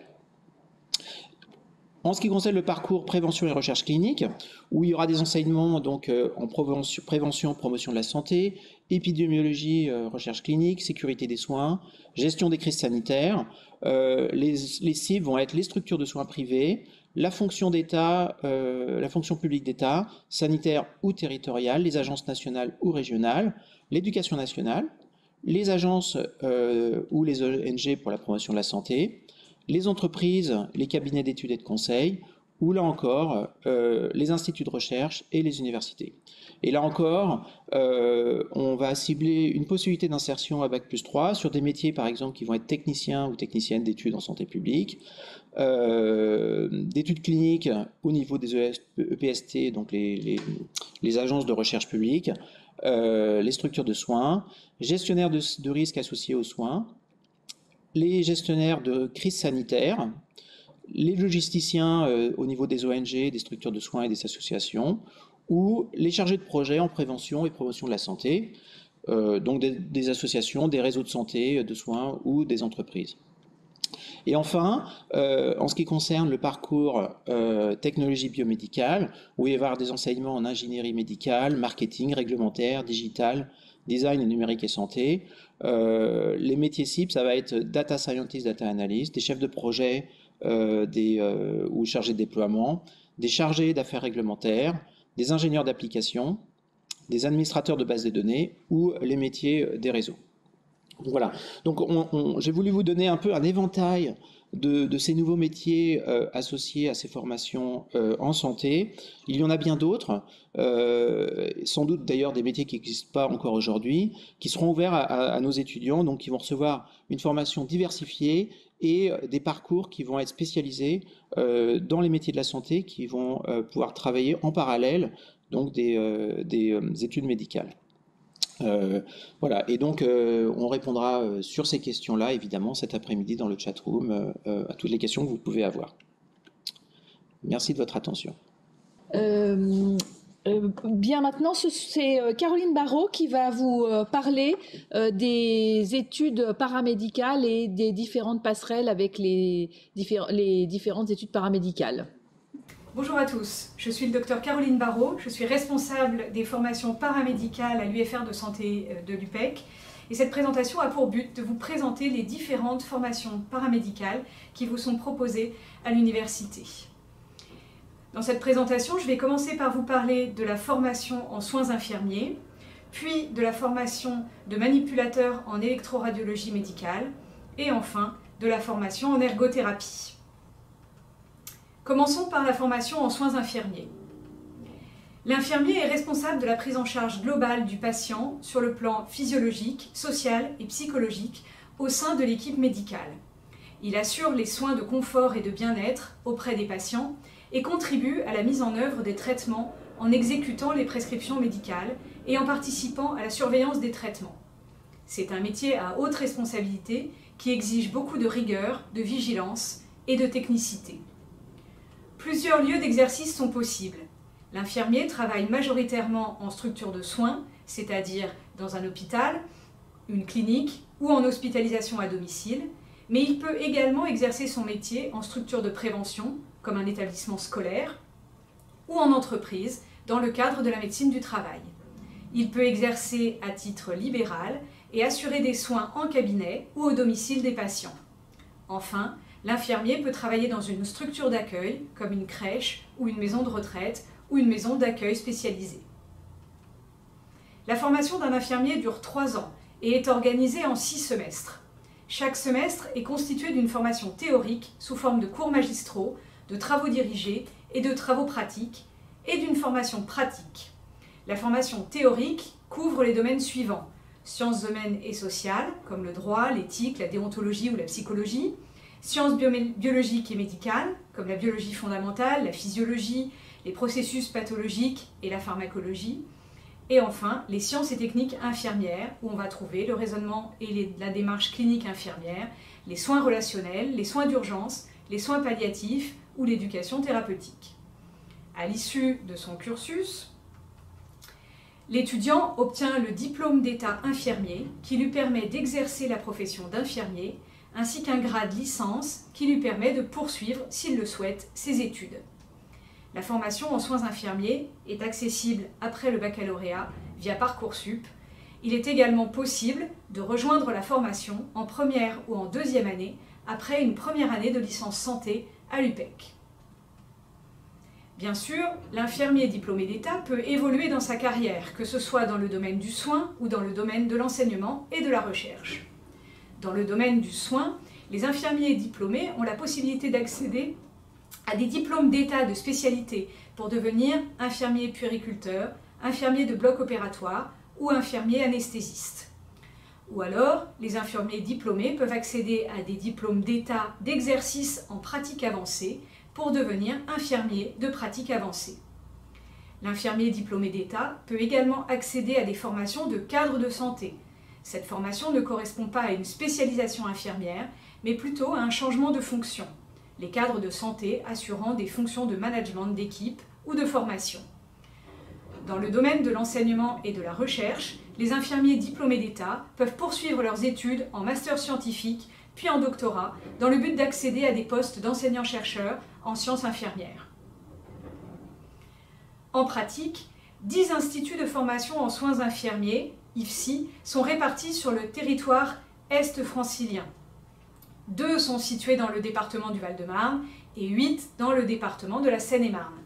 Voici la liste des 10 IFSI en partenariat avec l'UPEC. Les IFSI du groupement hospitalier de l'Est francilien, Meaux, Coulommiers et Séris, les IFSI du groupement hospitalier Sud, Montereau, Fontainebleau et Melun, les IFSI de l'assistance publique hôpitaux de Paris, Henri Mondor et Émile Roux, l'IFSI Séraphine de Senlis à la Queue-en-Brie et l'IFSI du centre hospitalier de Provins.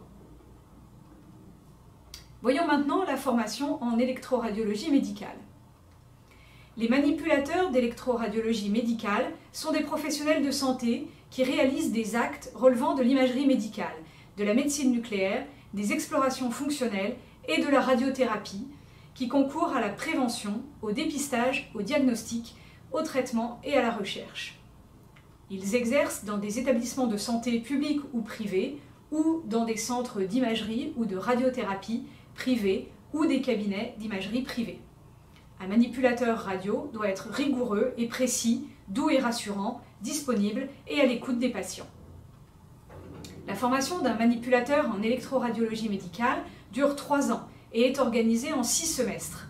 Chaque semestre est constitué d'une formation théorique sous forme de cours magistraux, de travaux pratiques et de travaux dirigés, et d'une formation pratique.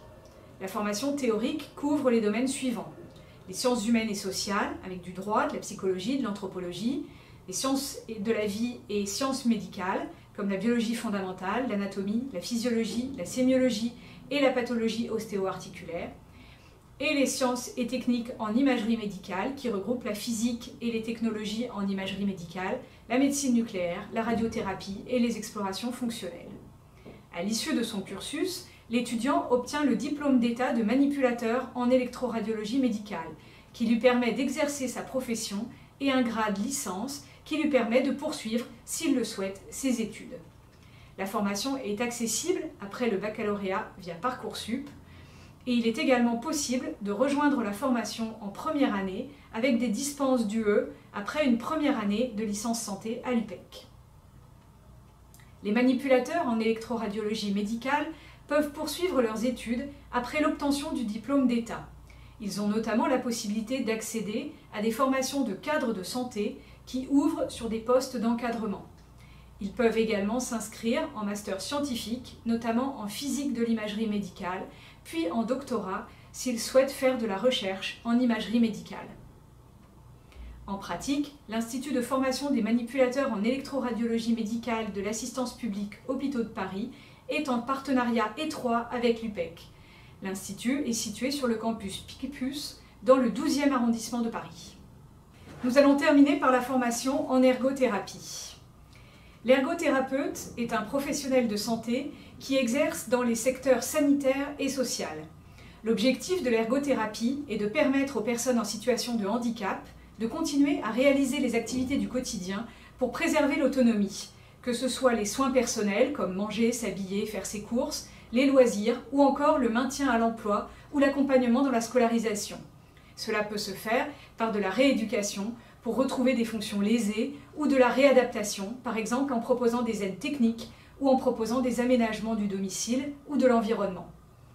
L'ergothérapeute exerce auprès de personnes en situation de handicap physique, psychique ou sensoriel, qu'ils soient enfants, adultes ou personnes âgées.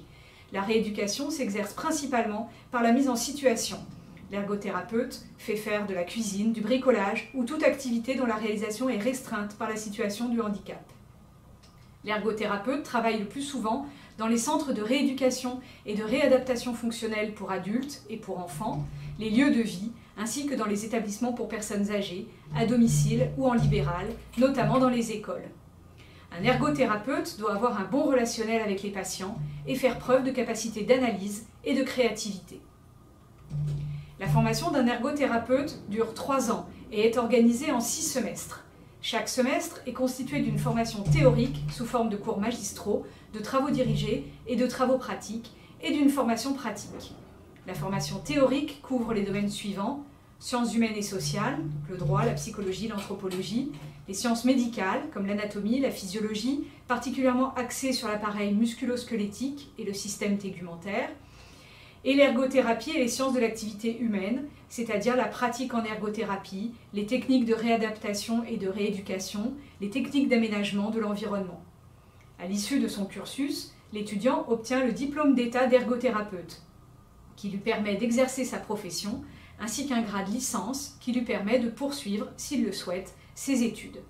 La formation est accessible après le baccalauréat via Parcoursup.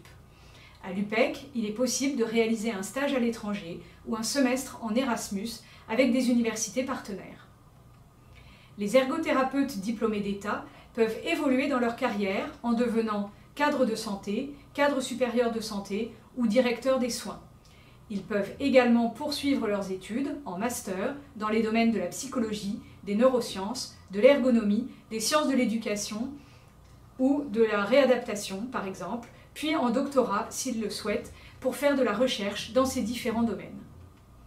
En pratique, l'Institut de formation en ergothérapie est une structure de l'UPEC. L'Institut est situé à Créteil. Je vous remercie pour votre attention. Pour finir le cycle de ces conférences, je vais maintenant passer la parole au tutorat des étudiants de 2e et 3e année de médecine qui s'occupent du tutorat des premières années. Alors, bonjour, je m'appelle Léa, je suis étudiante en médecine en 3e année et je vais vous présenter le tutorat. Alors, le tutorat, c'est une association... Alors, on va procéder par différentes étapes. D'abord, je vais vous présenter le tutorat. Ensuite, je vais vous présenter ce qu'on vous propose au tutorat, les intérêts d'être tutoré et comment nous, on s'adapte à la réforme. Donc, le tutorat, c'est une association qui propose de nouvelles choses chaque année, qui est constituée uniquement d'étudiants bénévoles, uniquement de médecine à Créteil, donc de 2e et de 3e année. On est très soutenu par la faculté. Tout ce qu'on propose, c'est souvent, quand c'est en lien avec le scolaire, c'est relu par les professeurs. Et on est agréé par le ministère.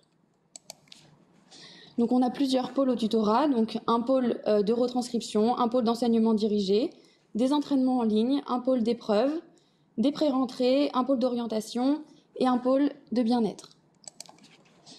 Pour ce qui concerne les retranscrits, donc on a plusieurs fiches de cours. Vous avez des tuteurs qui vont en cours, qui retranscrivent ce que disent les professeurs et qui mettent en page que tout ça c'est relu, on crée des entraînements, etc. qui sont en lien et on vous propose les fiches de cours, soit en version virtuelle, soit en version papier. En plus de ça, on fait des fiches de synthèse pour les cours qui ont déjà un support fourni par le professeur, avec différents moyens de mnémotechnique, des entraînements, ce qui est important à retenir, etc. En ce qui concerne les épreuves blanches, on propose plusieurs contrôles continus tout au long du semestre, contrôles continus d'entraînement, qui sont souvent en lien avec les contrôles continus de la faculté, plus un partiel blanc par semestre, en général quelques semaines avant les vrais partiels, et des entraînements aux oraux au deuxième semestre. Pour les enseignements dirigés, c'est des créneaux avec un tuteur en petits groupes, soit en visio, soit en présentiel si on peut, si les conditions sanitaires le permettent. C'est des séances d'entraînement. En général, on reprend une partie du cours qui est importante, puis on fait des questions d'entraînement dessus. Vous pouvez poser toutes vos questions au tuteur qui est présent et vous entraîner sur des questions assez originales et sur des questions qui sont en lien avec ce que les professeurs nous ont fourni comme information. Pour les entraînements en ligne, c'est sur une plateforme sur notre site internet. Vous avez des QCM en ligne qui sont disponibles depuis n'importe quel support, donc votre smartphone, ordinateur, etc. Et vous pouvez faire des QCM interactifs. Vous pouvez vous entraîner n'importe où à partir du moment où vous avez de l'internet. Le pôle Oréo, c'est le pôle orientation et réorientation, avec tout ce qui est salon, le guide Oréo que vous retrouvez sur notre site internet avec des fiches métiers et une aide à l'orientation, des articles et des vidéos sur notre chaîne YouTube et sur notre site qui sont en lien à la fois avec l'orientation, avec les choix de filières et avec tout ce qui est routine, bien-être, méthode de travail, etc.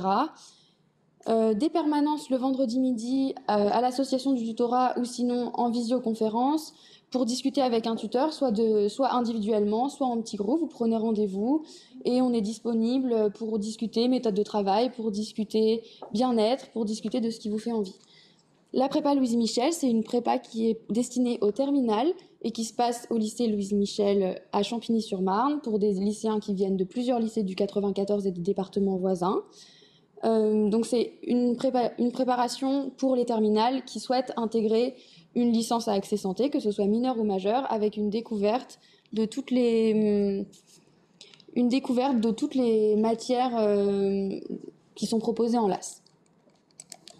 Le pôle bien-être, donc c'est un petit pôle qui est tout nouveau au tutorat depuis l'année dernière, avec quand on peut faire en présentiel, des goûters pendant les partiels blancs, des sorties sportives, le parrainage qui est très important puisque vous pouvez avoir un tuteur qui est présent toute l'année uniquement pour vous, pour si vous voulez le contacter rapidement, si vous avez des questions que vous ne pouvez pas envoyer sur le forum ou le moindre problème, vous pouvez contacter votre parrain ou votre marraine. Des séances d'aide à la gestion du stress et des groupes de parole. Et les réunions pour les parents au premier et au deuxième semestre.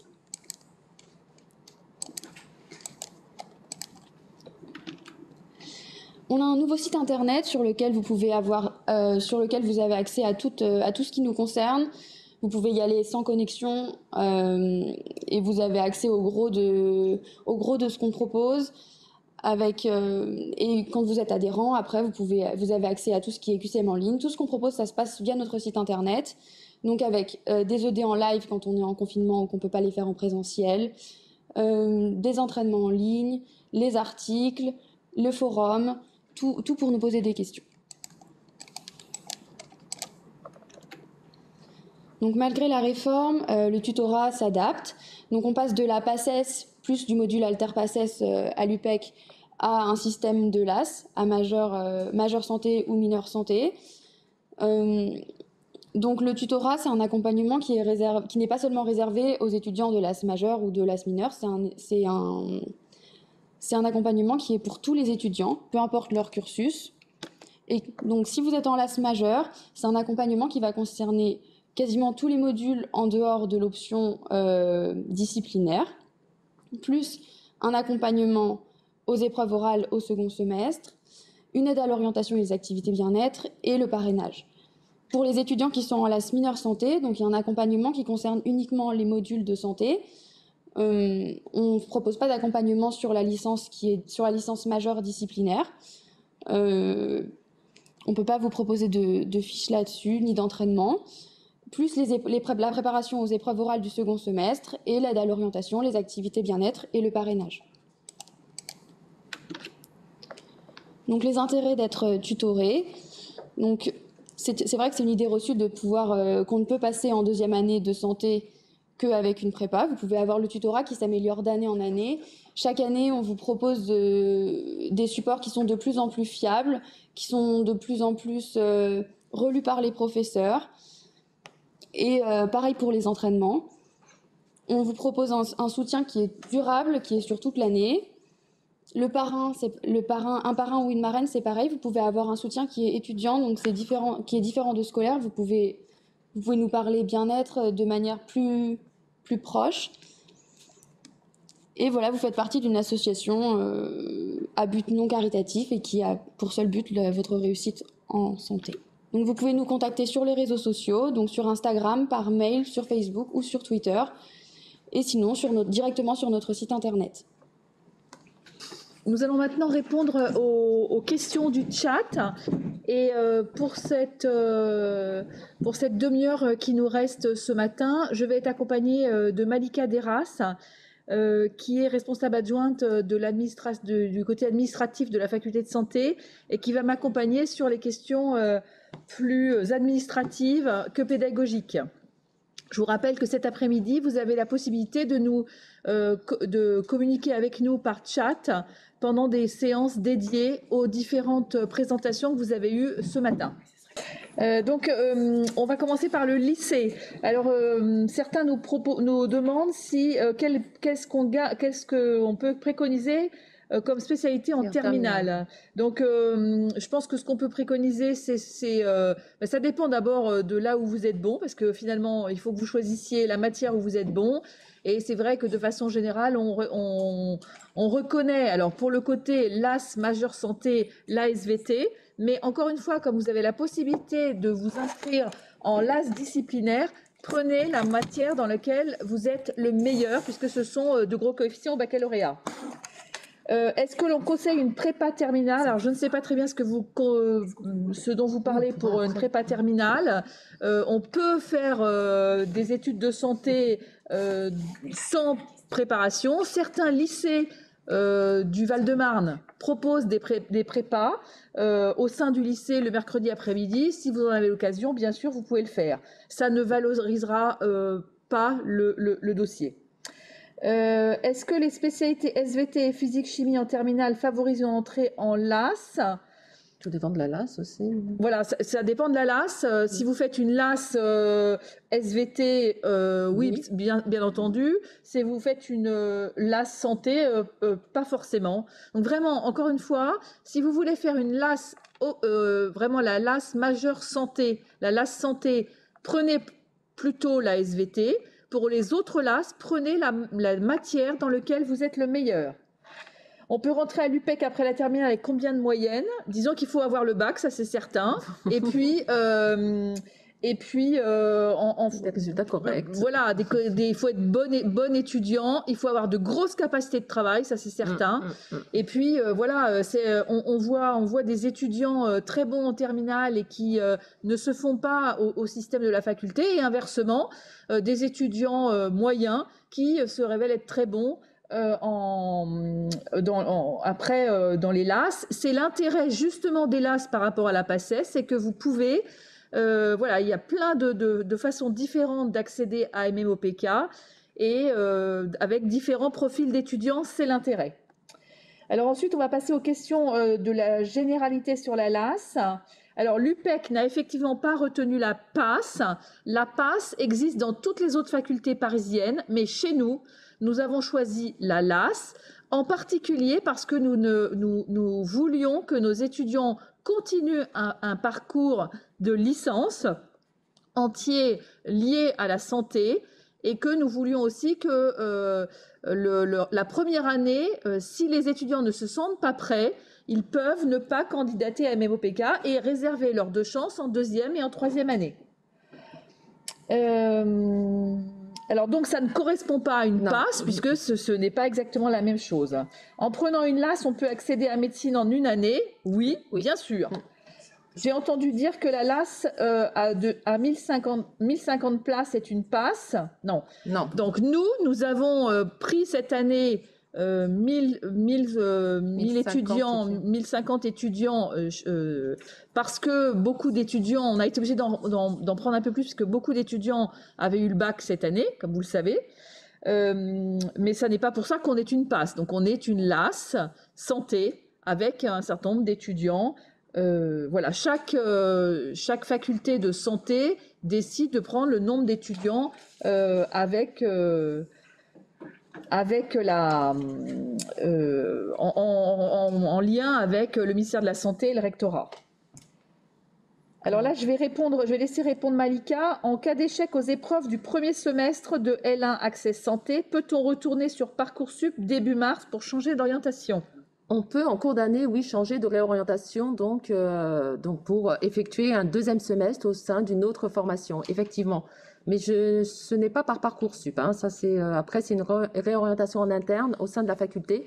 Mais il est possible, oui, de se réorienter, excusez-moi, dès la fin du premier semestre. Par e-candidat, c'est ça ? C'est pas, mais toutes les informations seront communiquées à ce moment-là. Hein. C'est vraiment par le service d'orientation qui mettra en place au moment opportun pour cette démarche.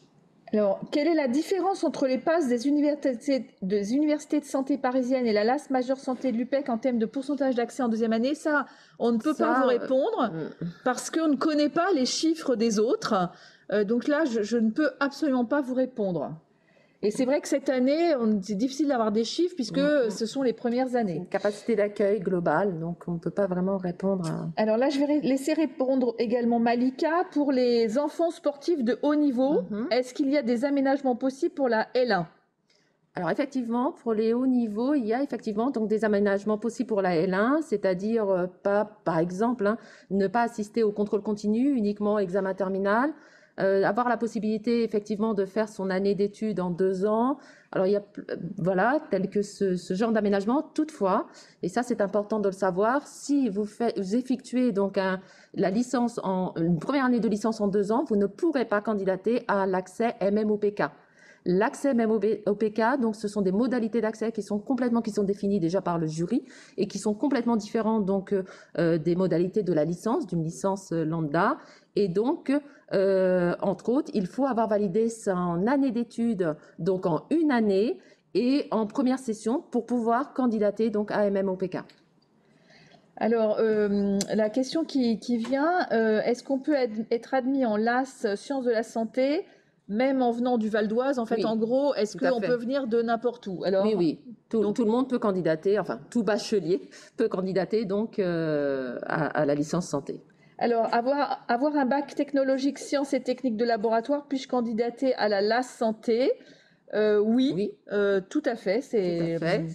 Les conseils pour devenir infirmière, je pense que maintenant que vous avez écouté la présentation de Caroline Barraud, vous savez beaucoup de choses et je vous invite à chatter avec elle cet après-midi pour répondre à cette question particulière.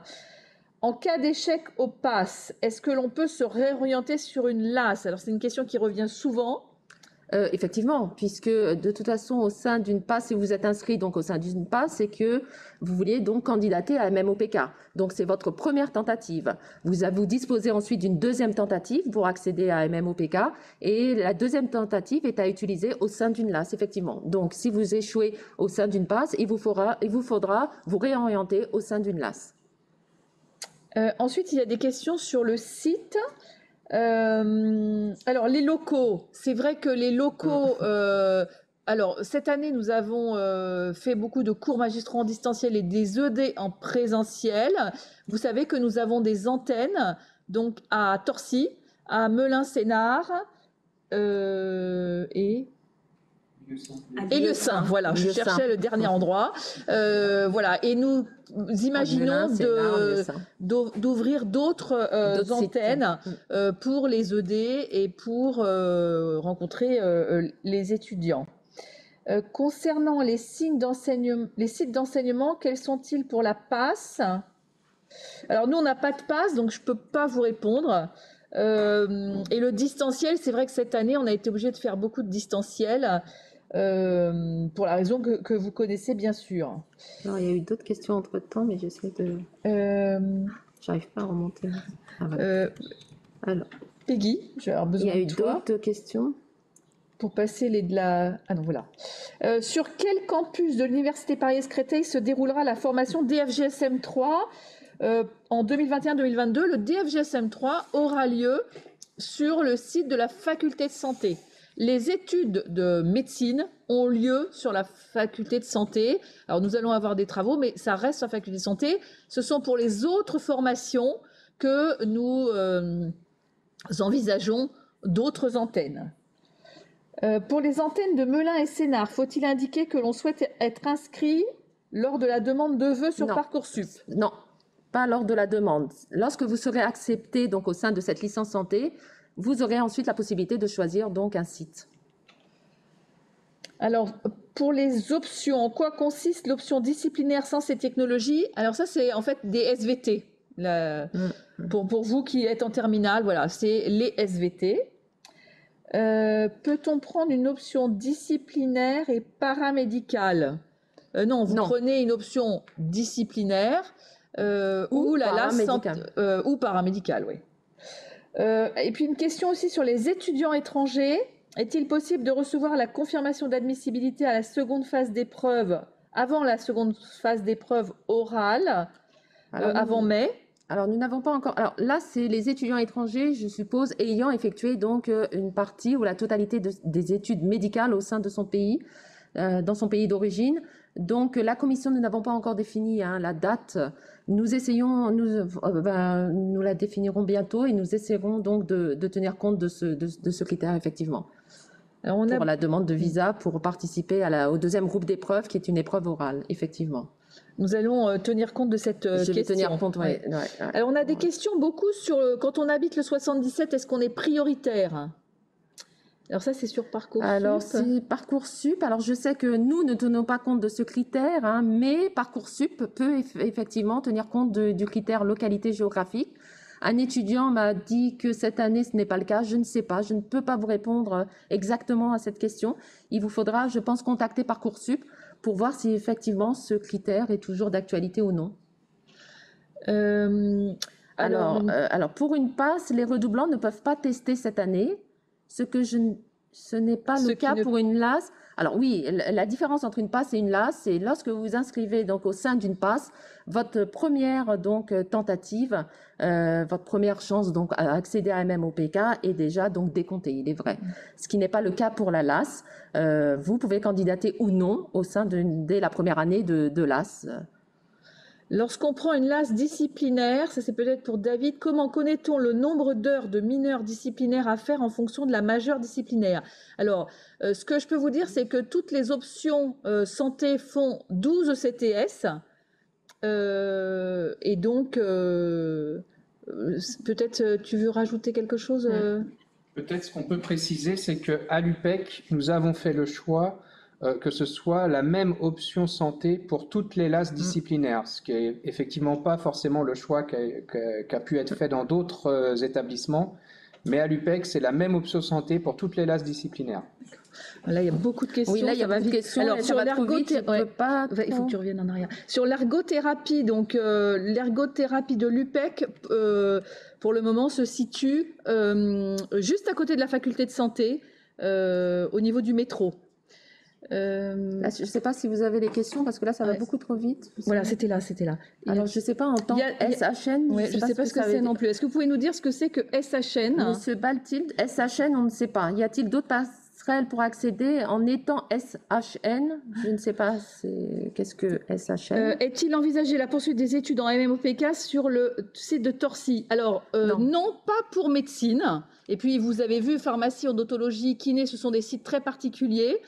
ce qui va exister sur les autres sites, c'est la suite de la licence. Alors, la LAS majeure santé, oui, sur Parcoursup, c'est la licence sciences pour la santé. Ah oui, ça c'est très important sur Parcoursup que nous ayons bien les mêmes termes. C'est mais pourquoi ça fait ça? J'arrive pas. Il faut donc la licence santé, accès santé, c'est notre ce qui se passe à la faculté de santé par rapport au LAS disciplinaire. Pour redescendre, j'ai du mal. Oui. J'ai du mal avec ce. Alors là encore, nous sommes en direct. Ouais, ça va je pense qu'on va te laisser et puis si tu peux après nous poser des questions. Voilà, comme ça. Voilà, c'est toujours là. Les étudiants. Alors, les étudiants ayant passé une LAS sont-ils moins favorisés que les étudiants de PASS? Je ne sais pas ce que. Nous n'avons pas de PASS au sein de la faculté de santé. Donc moi, je ne crois pas du tout que les étudiants qui ont passé une LAS sont moins favorisés. En tout cas, pour faire médecine, certainement pas, puisque ça, on arrive exactement à la même chose. Pareil pour les autres MMOPK. Donc, moi, je dirais qu'au contraire, si j'étais parent d'enfants de terminale, je pense que j'aimerais que ma fille ou mon fils fasse une LAS. Après, c'est vraiment en fonction de votre... Alors, est-ce qu'on peut le faire? Pour Parcoursup... Attendez, on essaie de... Ouais, on essaie nous devons là, on a du mal. Alors s'inscrire sur le site de Créteil. Et si on est accepté, nous devrons faire une démarche administrative pour accéder au campus Melun-Sénart. C'est exactement ça. Oui. Quels sont vos critères pour admettre un étudiant de terminale en LAS santé? Avoir le bac. Et puis vous savez, c'est alors les critères. Donc sur Parcoursup, il y a un certain nombre de critères et de choses qui sont moulinées. Donc on ne connaît pas forcément tout ce qui se passe sur Parcoursup, mais en gros, il faut avoir le bac. Pouvez-vous nous indiquer le pourcentage d'admis en MMOPK à l'issue de la L2 et L3 santé? Alors pour le moment, nous ne le savons pas. Et aucune faculté ne le sait d'ailleurs. Est-ce que je peux rater mon année de PASS? Ah, ça c'est une question qui revient souvent. Et venir à l'UPEC faire une LAS santé? Alors, si vous ratez votre année de PASS, il vous est possible en effet de candidater au sein d'une LAS, donc effectivement également au sein de la LAS santé à l'UPEC. Toutefois, si vous êtes en première année, vous ne pourrez pas candidater à MMOPK car vous le savez, la réglementation, d'après la réglementation, donc conformément à la réglementation, il ne vous sera possible de candidater une seconde fois qu'après l'octroi donc de 120 ECTS, c'est-à-dire à l'issue d'une L2. Alors, sous quelle forme se font les examens? Les examens écrits se font sous la forme de QCM. Et puis, vous avez compris, Sébastien Galien vous en a parlé, il y a également pour un certain nombre d'étudiants un oral qui aura lieu au deuxième semestre. Forcément que sous forme de QCM, tout dépend des options et autres. Pas, oui, tous les enseignements ne seront pas uniquement... la note du jury définie par le jury cette année pour les admissions en MMOPK, pour l'instant, elle n'a pas été décidée et elle sera définie par le jury. Qu'est-ce qu'on a d'autre? Ça, on a répondu. Quand on s'inscrit à l'UPEC en LAS, chaque variante disciplinaire ou santé compte comme un sous-vœu. Sur Parcoursup, c'est moi, je ne sais pas. Non, à l'UPEC en LAS, alors il faudrait peut-être nous préciser LAS santé ou LAS disciplinaire. On peut vous inviter encore une fois à revenir cet après-midi dans les différentes chatrooms où vous aurez différentes personnes administratives qui pourront également vous répondre. Je voudrais être chirurgien, faut-il que je prenne PASS ou LAS? Alors là, vraiment, ça dépend des capacités, ça dépend de là où vous habitez. Je pense qu'il ne faut pas être trop loin de sa faculté quand on pourra retourner dans les facultés en tout cas.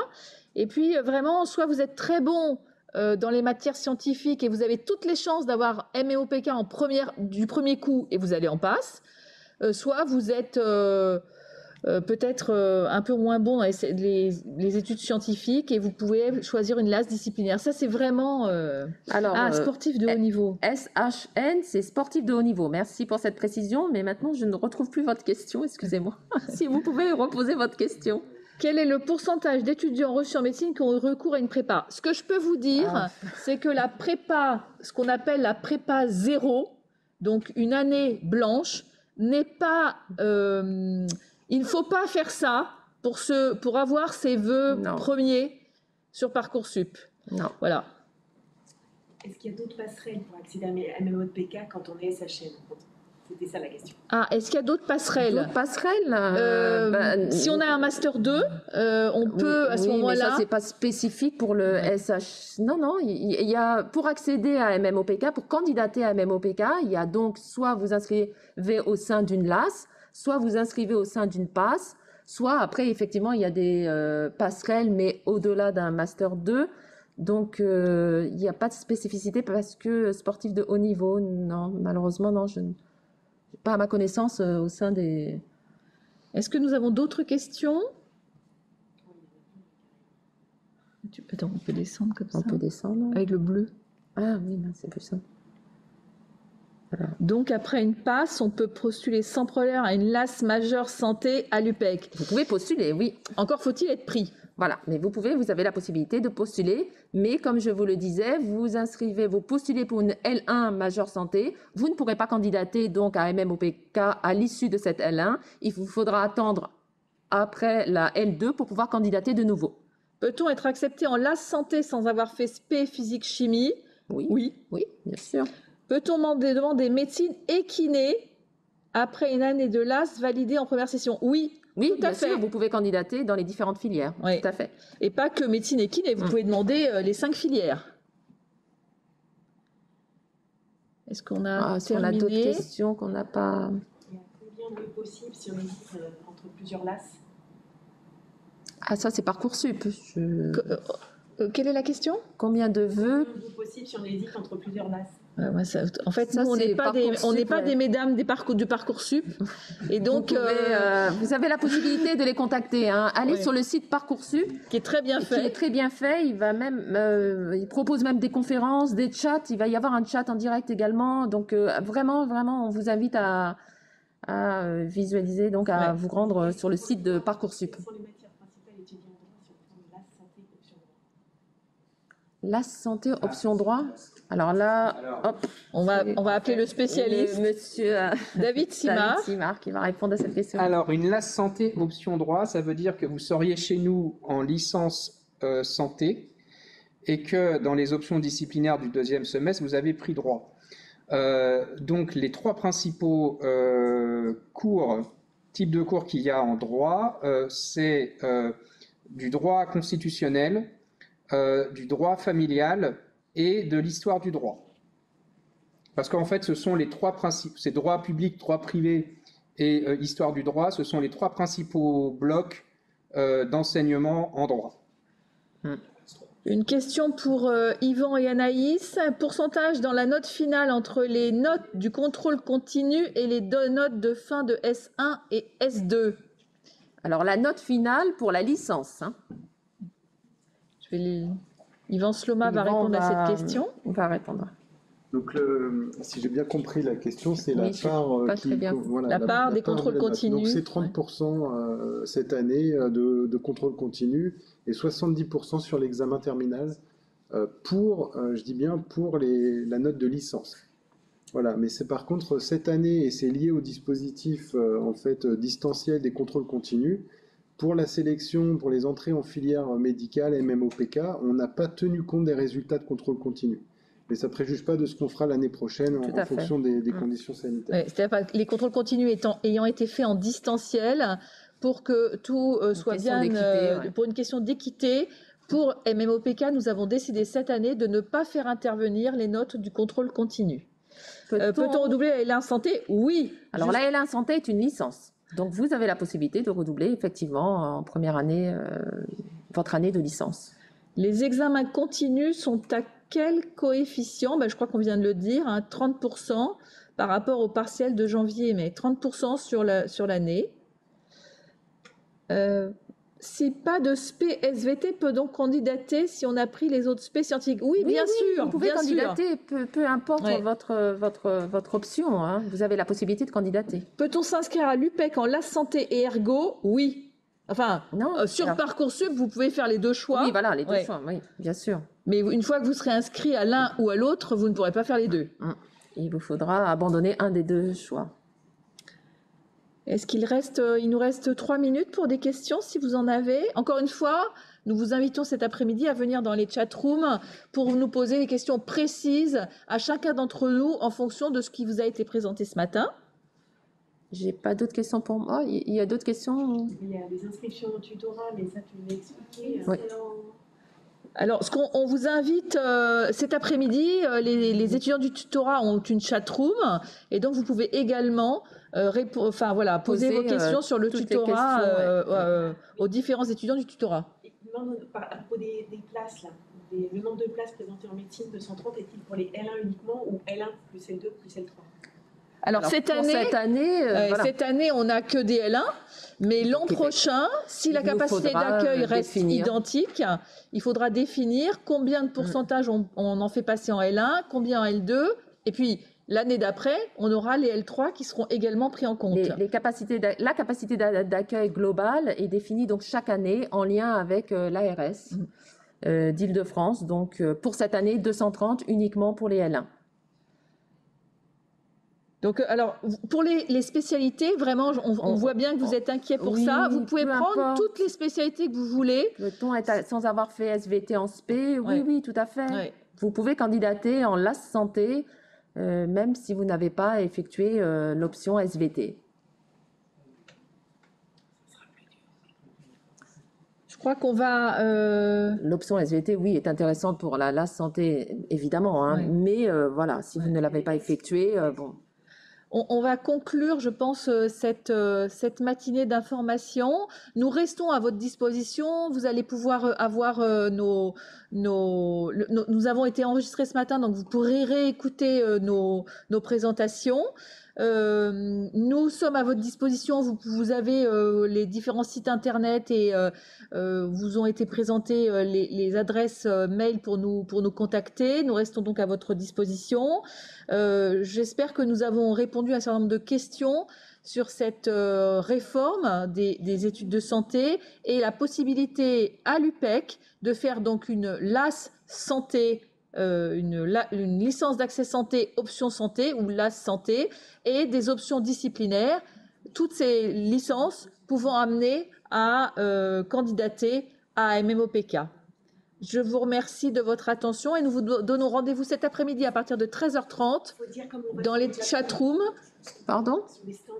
Ah oui, alors vous pouvez retourner donc sur les stands et je vous invite encore une fois à regarder notre le film que nous avons réalisé pour vous et que vous pouvez retrouver sur les stands de la licence santé. Donc vous retournez sur le schéma général des JPO de l'UPEC et vous pouvez retrouver nos interventions, le film, les autres options disciplinaires, etc. Merci beaucoup de votre attention. Merci à vous. Au revoir.